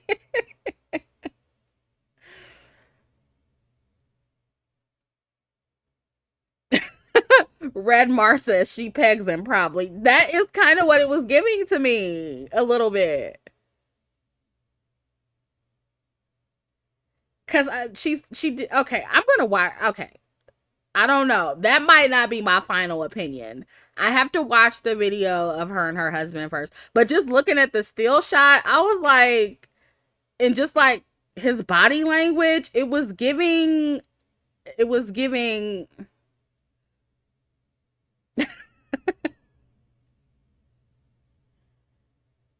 Yeah, it was giving Peggy.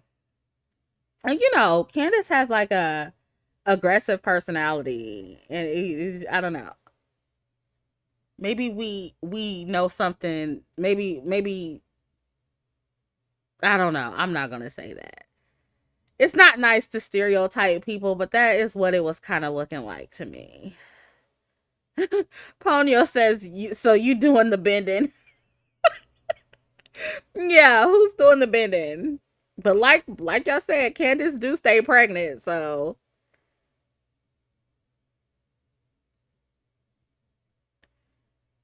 oh yeah, I've heard that song, that Peggy song. What's that rapper? Yeah, that song is off the chain. I was like, damn.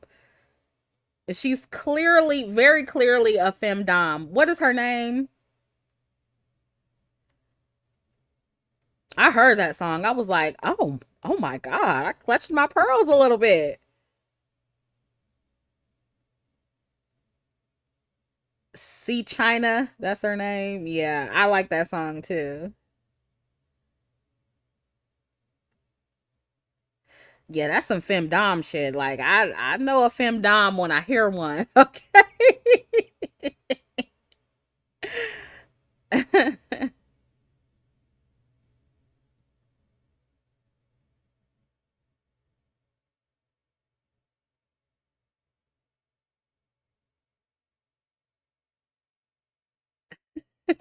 Comment police officer says, now, Christy, not the AI of a black woman in a Superman suit burning the cape. Why do y'all think that AI picture is funny?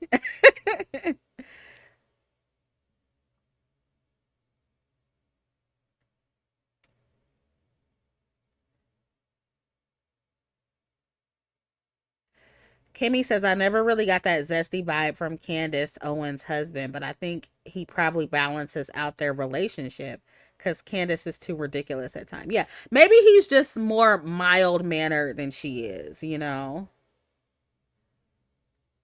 Maybe I was reading the body language wrong. I'll admit it. If I watch it, I'll come back and say, if I watch it and I feel differently, then I'll correct my opinion.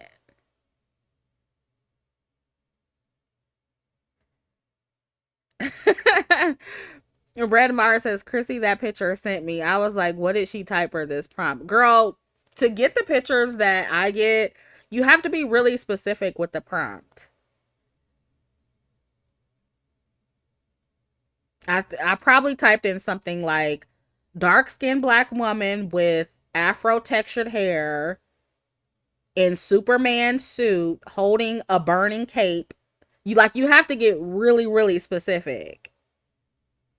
Like with the one on my thumbnail, I'm pretty sure I was probably like dark skinned black woman with long afro hair facing a full moon with the ocean in the background or something like that with a dress on. You have to get really, really specific.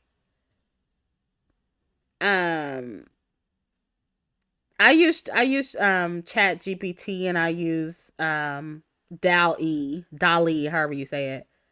There's also another one on there. Just download Chat GPT and they'll give you like all of these different like features within the app that you can use to design different AI pictures.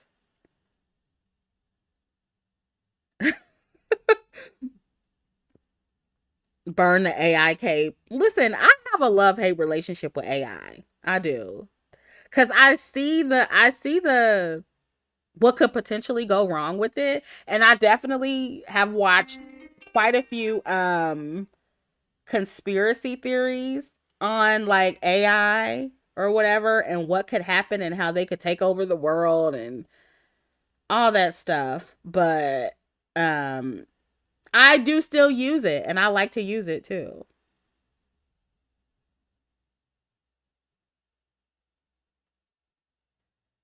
So,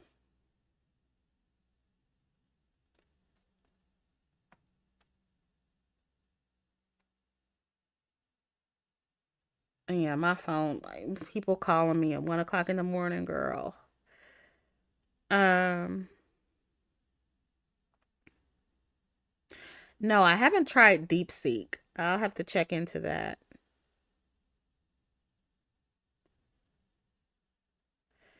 Yeah, comment police officer says, "Have you heard about AI is becoming sentient and desire to be human?"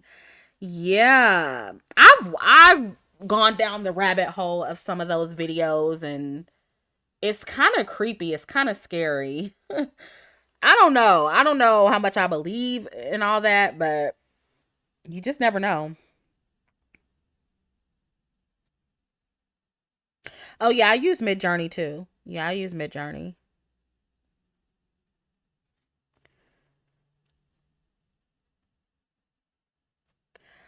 I mean, the thing is, how would AI outsmart humans and take over the world? And that would be off the chain.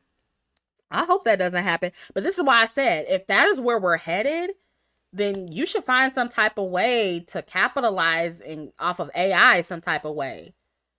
Like I said, if you're a math girly, maybe you could create an AI app, learn code to do that, incorporate some type of AI in your business and some type of way to kind of get ahead of it and use it the way other people are using it. You know what I'm saying? Invest in some AI stocks, something.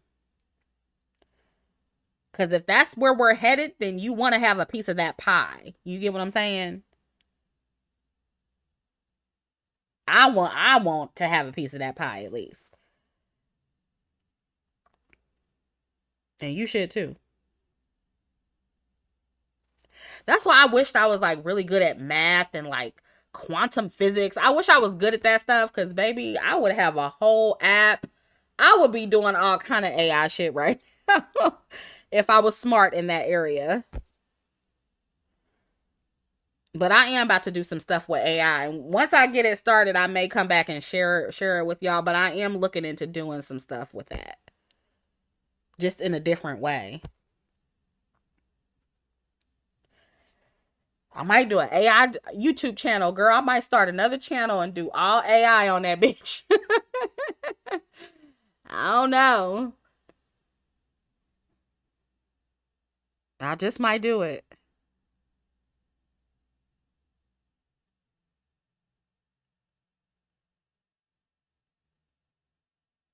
I'll let y'all know.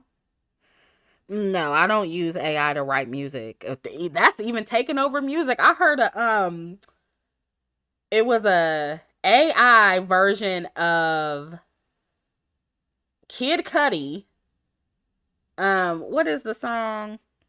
What's his popular song? Day and night, day and night. That's what it was. And it was an R&B version. And why was it good? I was like, what the hell is going on? It was actually a good song. It's probably still on YouTube, but it was the whole song, and it was like it sounded like maybe a song out maybe from the 70s, and it was actually a good song.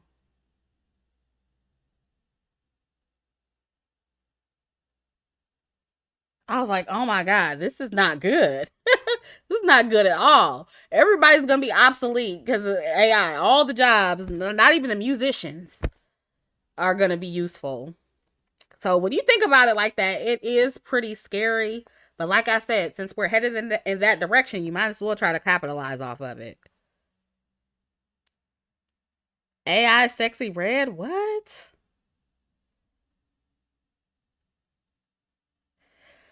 No, ma'am. Mm-mm.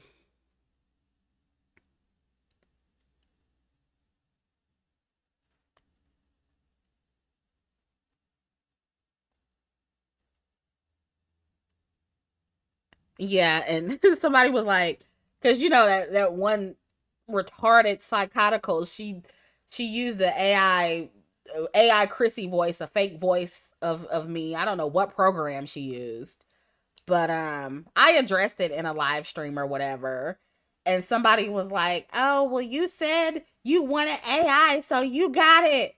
Now it's being used against you." And I'm like, yeah, okay, fine. You got me. I do like AI and it was used against me, but that's just like the nature of things. There's good and bad in everything, right? Yeah, and it wasn't even convincing. That AI shit that she did trying to make it seem like I said something I didn't say, like you could tell that wasn't me. So, but yeah, somebody in the comments was like, "You wanted AI, so you got it." I was like, "Listen, fuck you."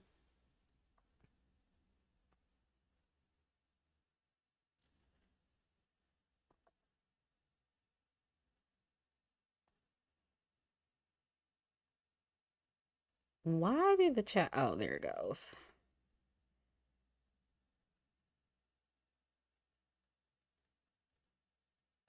Yeah. Aspiring says the law needs to catch up quickly with all this AI.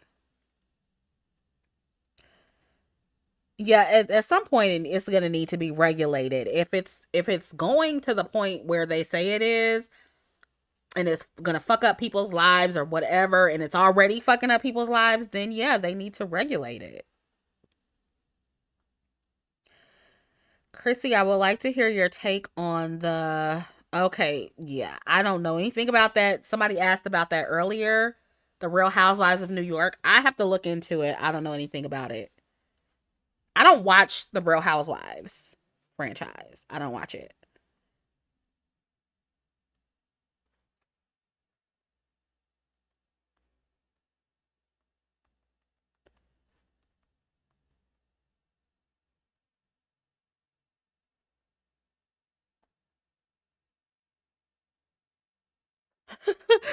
Positive, joyful light says, imagine creating AI and arguing with it. Exactly. That was the weirdest shit I've ever seen on YouTube. One of the that's in my top three weirdest things that has ever happened to me on YouTube. Somebody creating a fake AI Chrissy and trying to use it against me. Crazy shit.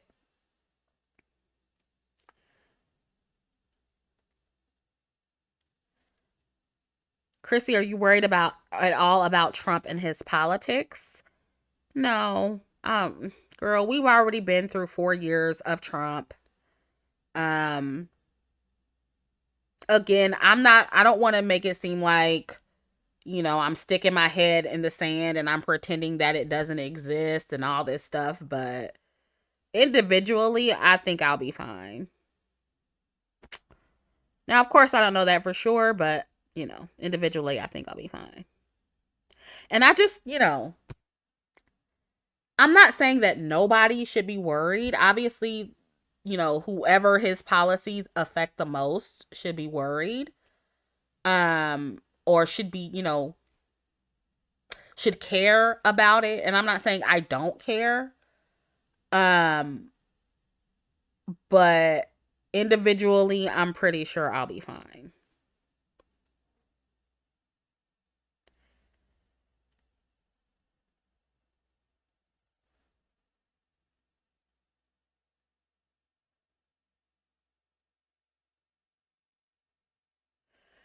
Yeah, Zinnia said these 4 years will not be the same as his last. Maybe not exactly the same, but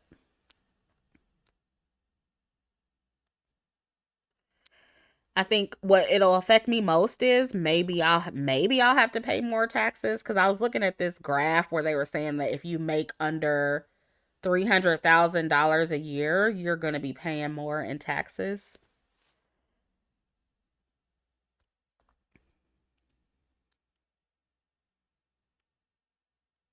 Yeah, I heard about the tariffs. Um, I heard about that. Yeah, Dominique says to me it's more about if the middle class make it through his tax cuts for billionaires. Yeah. Yeah, well, that's why, you know, try to cut back in your spending, be less extravagant, save up, and just make better financial choices and better social choices. This is part of burning the cape too. Stop trying to help everybody financially. Because, if this is where we're headed, baby, you going to have to keep your money. You going to have to stop helping Pookie. Stop helping, your little cousin. Let people borrow money and all these little small things that you can stop doing to make sure you're financially okay. Because if you don't have it, then if you don't have it for yourself, how are you going to have it for anybody else?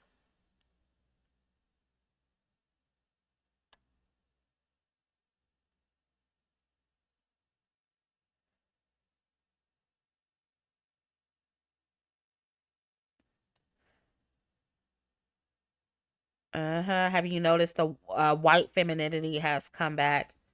Yeah, they're really honing in on that traditional femininity. But again, I mean, they're reestablishing the status quo. All of this is connected, though. The trad wives thing. A lot of people weren't understanding what I was saying in the last video, and I already kind of talked about it in the live stream I did. But all of this, most people would call it a regression back to traditional femininity, traditional masculinity. That is what a lot of this white femininity, white trad wife stuff is. Not only are women in general tired of being like girl bosses and, working and, slaving and having to work in the office and come back home and do most of the work at home and with the kids. That's part of it. And it's also that men are taking away women's rights. And so they're trying to align more with the traditional masculine and be more feminine and, rest and be able to take care of their children at home without having to worry about, working 40 hours and coming back home and, doing everything around the house. Women are tired. So that's part of it too.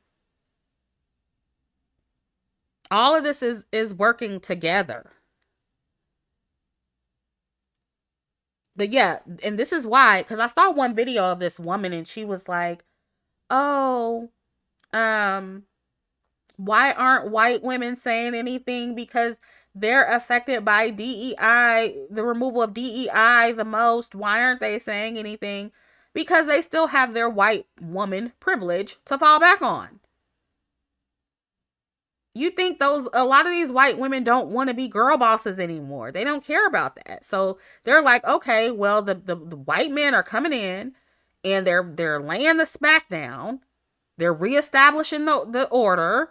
And so I'm going to fall in line and see what I can get from that. I'm going to try to benefit from the white patriarchy more as a white woman. And how do I do that? I tap more into my traditional femininity.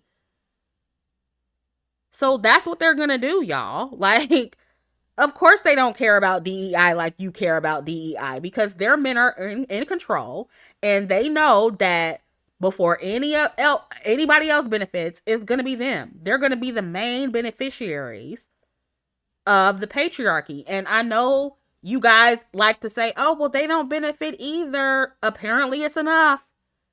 Apparently it's enough for them. Many of them, anyway. How many white women voted for Trump?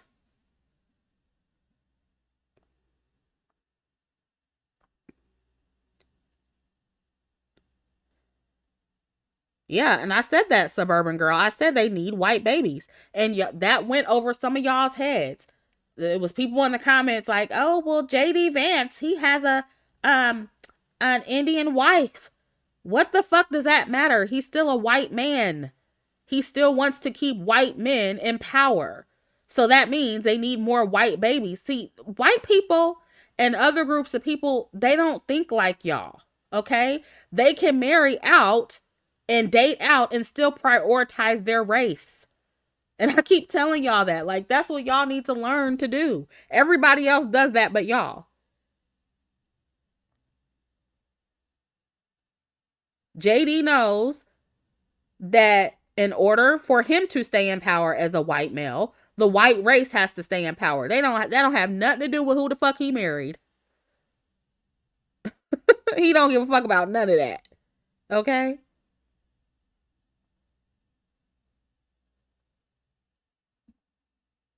And I haven't noticed like what his kids look like. Do his kids look white? Are they white passing? Or do they look more Indian? I'm just curious. I don't know.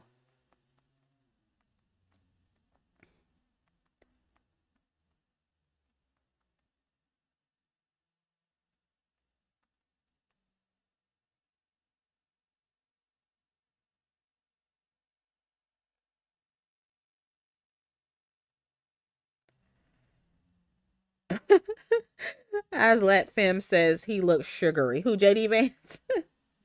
He definitely has he has like girly eyes. Y'all was saying people were saying he looked like he wears eyeliner.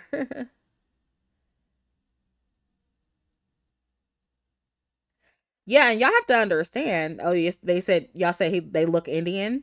Either way, his kids are going to be fine. He and his kids individually are going to be fine. And it's in his best interest as a white male to try to keep white men in power. So he's going to convince white women to have more white babies. Or just the upper class in general to have more children, or the I'm sorry, the lower class to have more children to slave for the upper class. Cuz remember, this is not just about race, it's about class.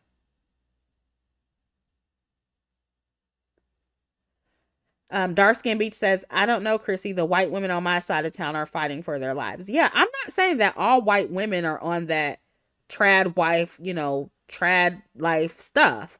But I'm saying the reason why a lot of them are not vocal is because they either are leaning into that more, the traditional lifestyle, or they're going to try to rely on their white privilege to save them.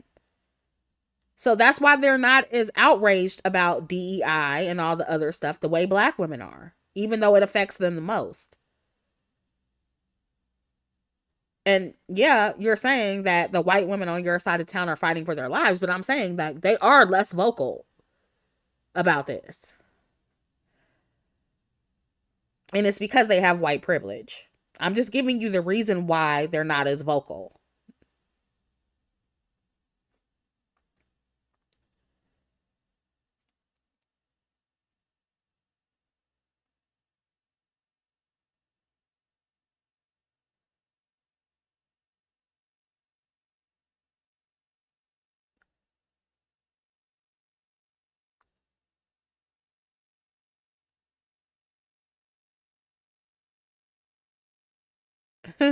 Yeah, some people are talking about moving.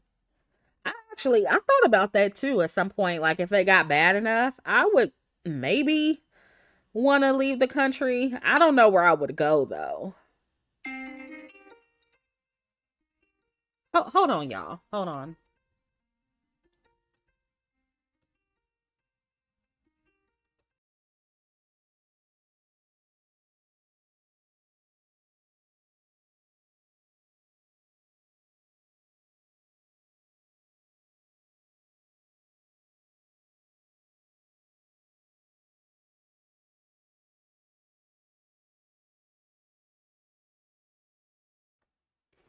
Sorry about that, y'all. I had to take a phone call. I'm about to get off here in a minute, but yeah. What was I saying?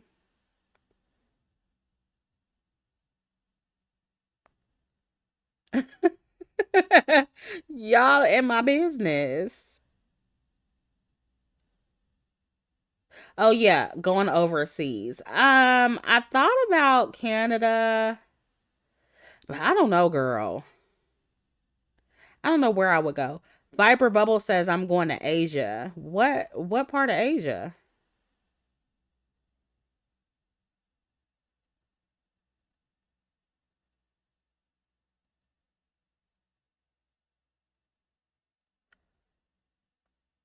Mhm. Yeah, listen, I'm not saying there's not white women who care about DEI, of course.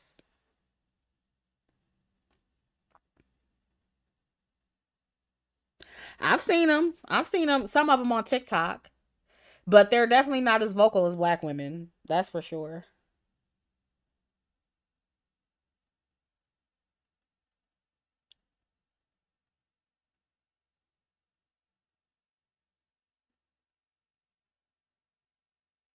But, I just feel like um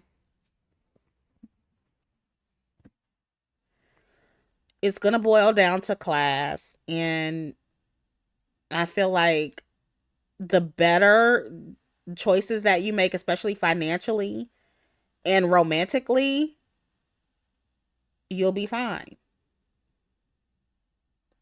And professionally too.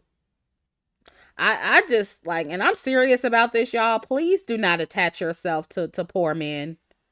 Please don't do that.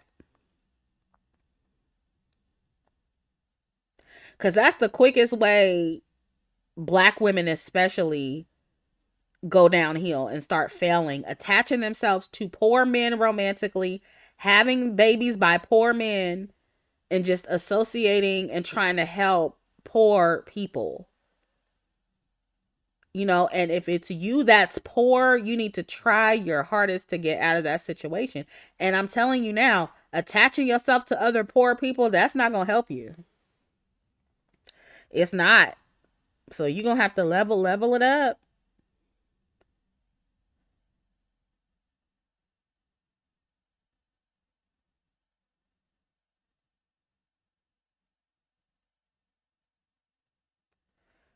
No, ma'am.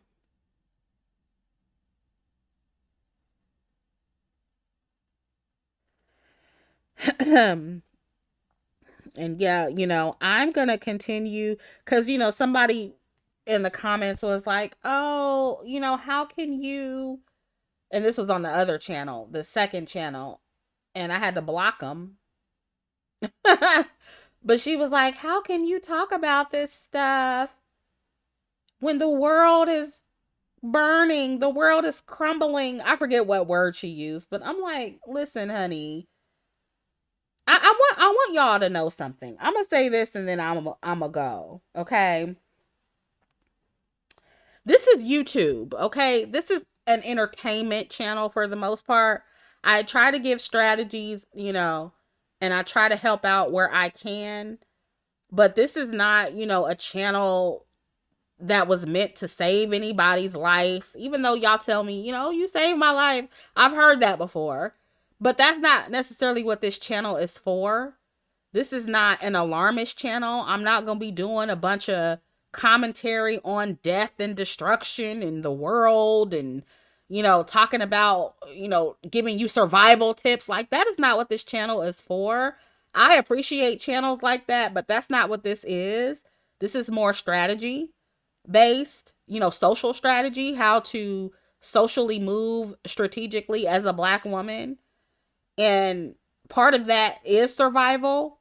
However, this is not a political channel. It's not a, I'm not gonna claim to know how to save you financially, or I'm not gonna give you a whole bunch of political advice on who to vote for and all that. Like, that's not what this channel is for.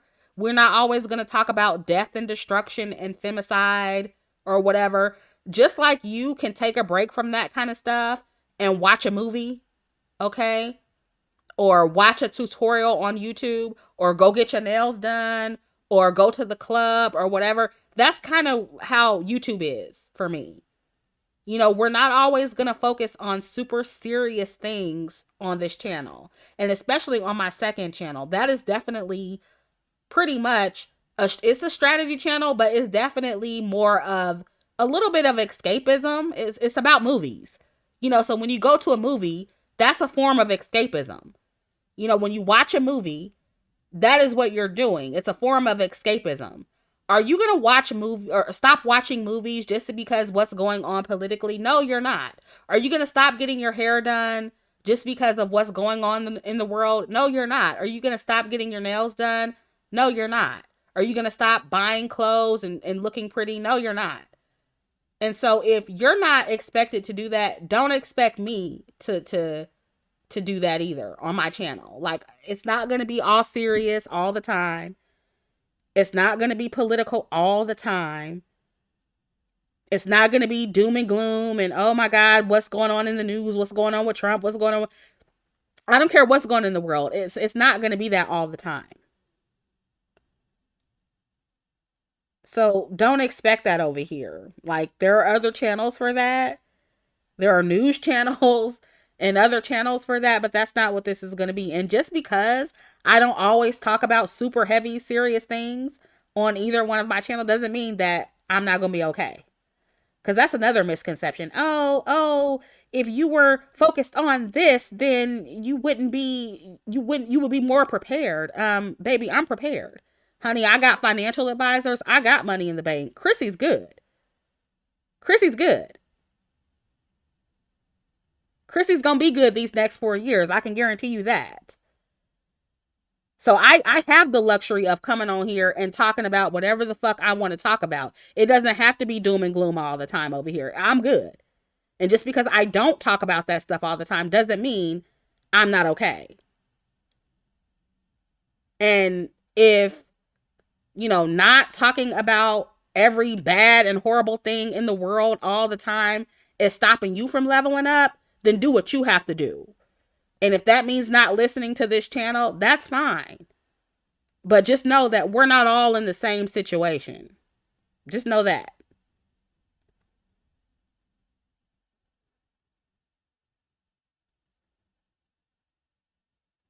And just because I talk about colorism or femininity or whatever doesn't mean that what Trump is doing is going to affect me like that. I'm just being honest. That's not what that means. So,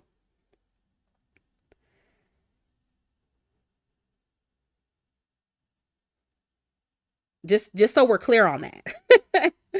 Because I know some of, for some reason, and this is another reason why I created the second channel, because I feel like as a Black woman, I'm always expected to talk about everything wrong in the world on my platform, and I'm always expected to fix it because I'm a Black woman. And part of me is like, no, fuck you. I don't have to always do that. I don't have to always be in fix mode. I don't have to always be the savior for everybody. I'm allowed to detach from that and to veer away from that sometimes and have a space where I don't ever have to do that. And so that is part of my second channel and what it's about. I don't want to talk about race over there or none of that shit. It's just pure strategy. None of that race, none of it. Color, none of it. I'm tired of always, and part of it's my fault because I started a channel that was for Black women. But I'm tired of always being expected to talk about the problems in the world and try to fix them or try to fix Black women. That's not the only thing I have to do as a Black woman. That's not my purpose in the world as a Black woman, to always have to fix somebody and other Black people and other Black women. That's not my only purpose. It may be part of it to help other Black women, but that's not my only purpose. And this is also why I stopped kind of posting about, tragic events and death, because I noticed that everybody was always expecting me to do that all the time. Expecting me to always be in activist mode. Oh, the fires. Oh, you have to post about the fires that happened in California. Oh, this person died. You have to post their GoFundMe. Oh, the plane crash that happened in DC. Oh, you have to talk about that and the victims. You have to post about that. Oh, this black man over here, this black woman just got unalived by the cops. You have to post about that because you're a black woman with a platform. No, the fuck, I don't have to post about that all the time. No, the fuck, I don't. Just because I'm a black woman, no, the fuck, I don't. I don't have to talk about black femicide in every video because I'm a black woman. No, the fuck, I don't. Sorry, get somebody else to do it. I'm allowed to talk about lighthearted things sometimes. I'm allowed to do that. And that is what my second channel is for. So if you're interested, it's Fem Strategy, one word, Fem Strategy, and the link is in the description box. And I'm perfectly okay with it getting less views. Because a lot of y'all don't like to hear a black woman just talk about lighthearted shit. You don't like to hear a black woman just talking about movies all the time. And you think because we don't talk about, strife and struggle and death and destruction all the time, that we're struggling and something is wrong with us. No, it's quite the contrary. I'm perfectly fine. I don't have to talk about Trump in every video to be okay in life. No, I'm probably living better than a lot of you expecting me to always talk about Trump. So, no, I don't have to be in activist mode 24/7. And I encourage you black women to be the same way. You don't have to do that all the time. You don't. Yeah, Amara says you're allowed to be human. Exactly. Viper Bubble says your second channel is a nice break. Yeah, it is. Mystery No Name says, I think we need lighter content, especially at a time like this. Yeah, definitely. That's what the second channel is for. And I'll do some semi more lighthearted stuff over here too, every now and then. But definitely, if you want the lighthearted stuff, the stuff that doesn't talk about race or color at all, go on the second channel. And if you try to bring race over there in the comments, you're going to get blocked immediately. You're going to get blocked immediately. I've already blocked several people. So just respect that channel for what it is. Yeah, Shanice says they want you to be in rage all of the time. Exactly. Exactly. And then what really kills me is that they think that because you're not always in activist mode, that you're not prepared or you're not leveled up. No. No. The women like me who are able to take a break from this shit, we're able to do that because we're leveled up. So I want more black women to get to that point to where they're leveled up to a point to where they have the luxury of not always having to exist in activist mode. That's freedom. That's real freedom right there. That's all I'm saying.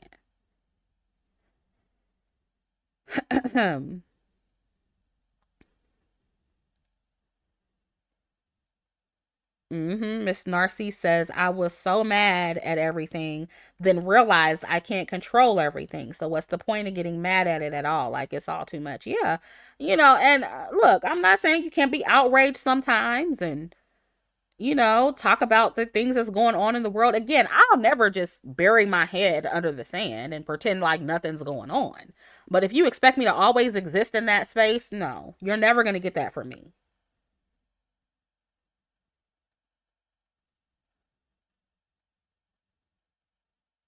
And I realized that, again, to a certain extent, when you put yourself in that box as a black woman and you put yourself out there to help other black women, even other black women expect you to be that in that mode all the time. And that's why I started the second channel, or that I revived it, the second channel. Because I know what y'all expect of me over here. I do. And I couldn't pivot from this channel. I tried, couldn't do it because, if the algorithm didn't like that. And so I said, well, let me go ahead and revive the second channel. And, because black women really, really, let's just be honest, most black women, all we want to talk about is struggle. That's really for real what we want to talk about. Struggle and niggas in Blackistan. That's what most black women want to talk about. And so that's why it's less views on the second channel too. And so I'm in the process of building up that audience to attract more people, whether it be black, white, or other, that doesn't want to talk about that all the time. So, it's gonna be a process. I gotta deal with the low views, which I hate, but it's actually more peaceful though. So that's a good part of having that second channel. Even though it has lower views, it's so much more peaceful over there. Like, you don't have to worry about all the back and forth and the outrage and all that shit. And so, yeah, Blackistan is exhausting. It is.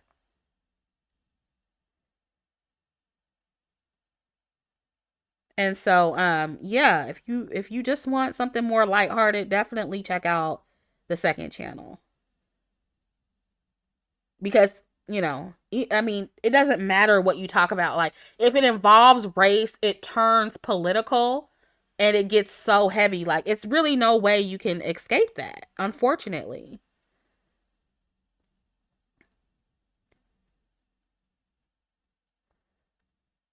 Yeah, the corrective promotion videos, that was a lighthearted aspect to my channel. But unfortunately, you see what happened with the copyright strike, so I had to take them down. And I won't even feel comfortable putting them back up because, like, what if that happens again, Too much, too much.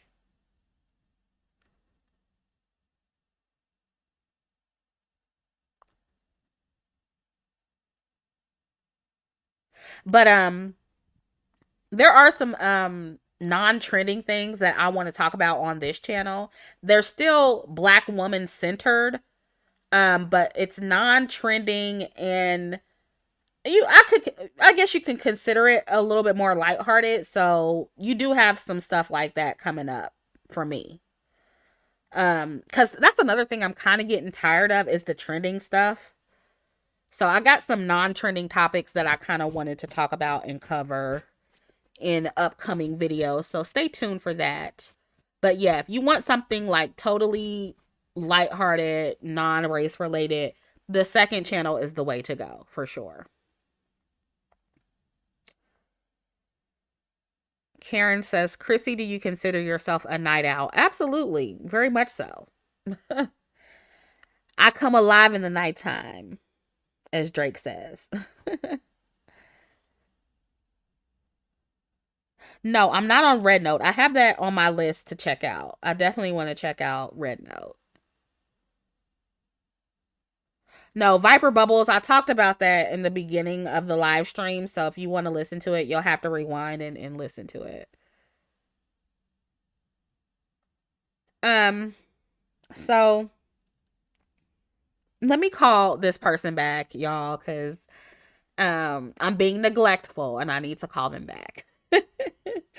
But yeah, and it's late, so I'll let y'all go. It's been over 2 hours. So this was fun. I'll leave it up. I'll leave this video up for you guys.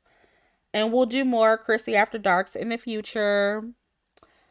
Yeah, so like I said, follow the second channel. The link is in the description box. New content coming up, non-trending content. Probably will be the next couple videos, unless something comes up that is trending that I want to talk about, that I think is important to talk about. Um, but yeah, taking like a mini break from the trending stuff. So anyway, love you guys. This was fun. I'll talk to you later. Like, share, and subscribe. Follow the second channel. Link in the description. Have a good night. Love you. Bye.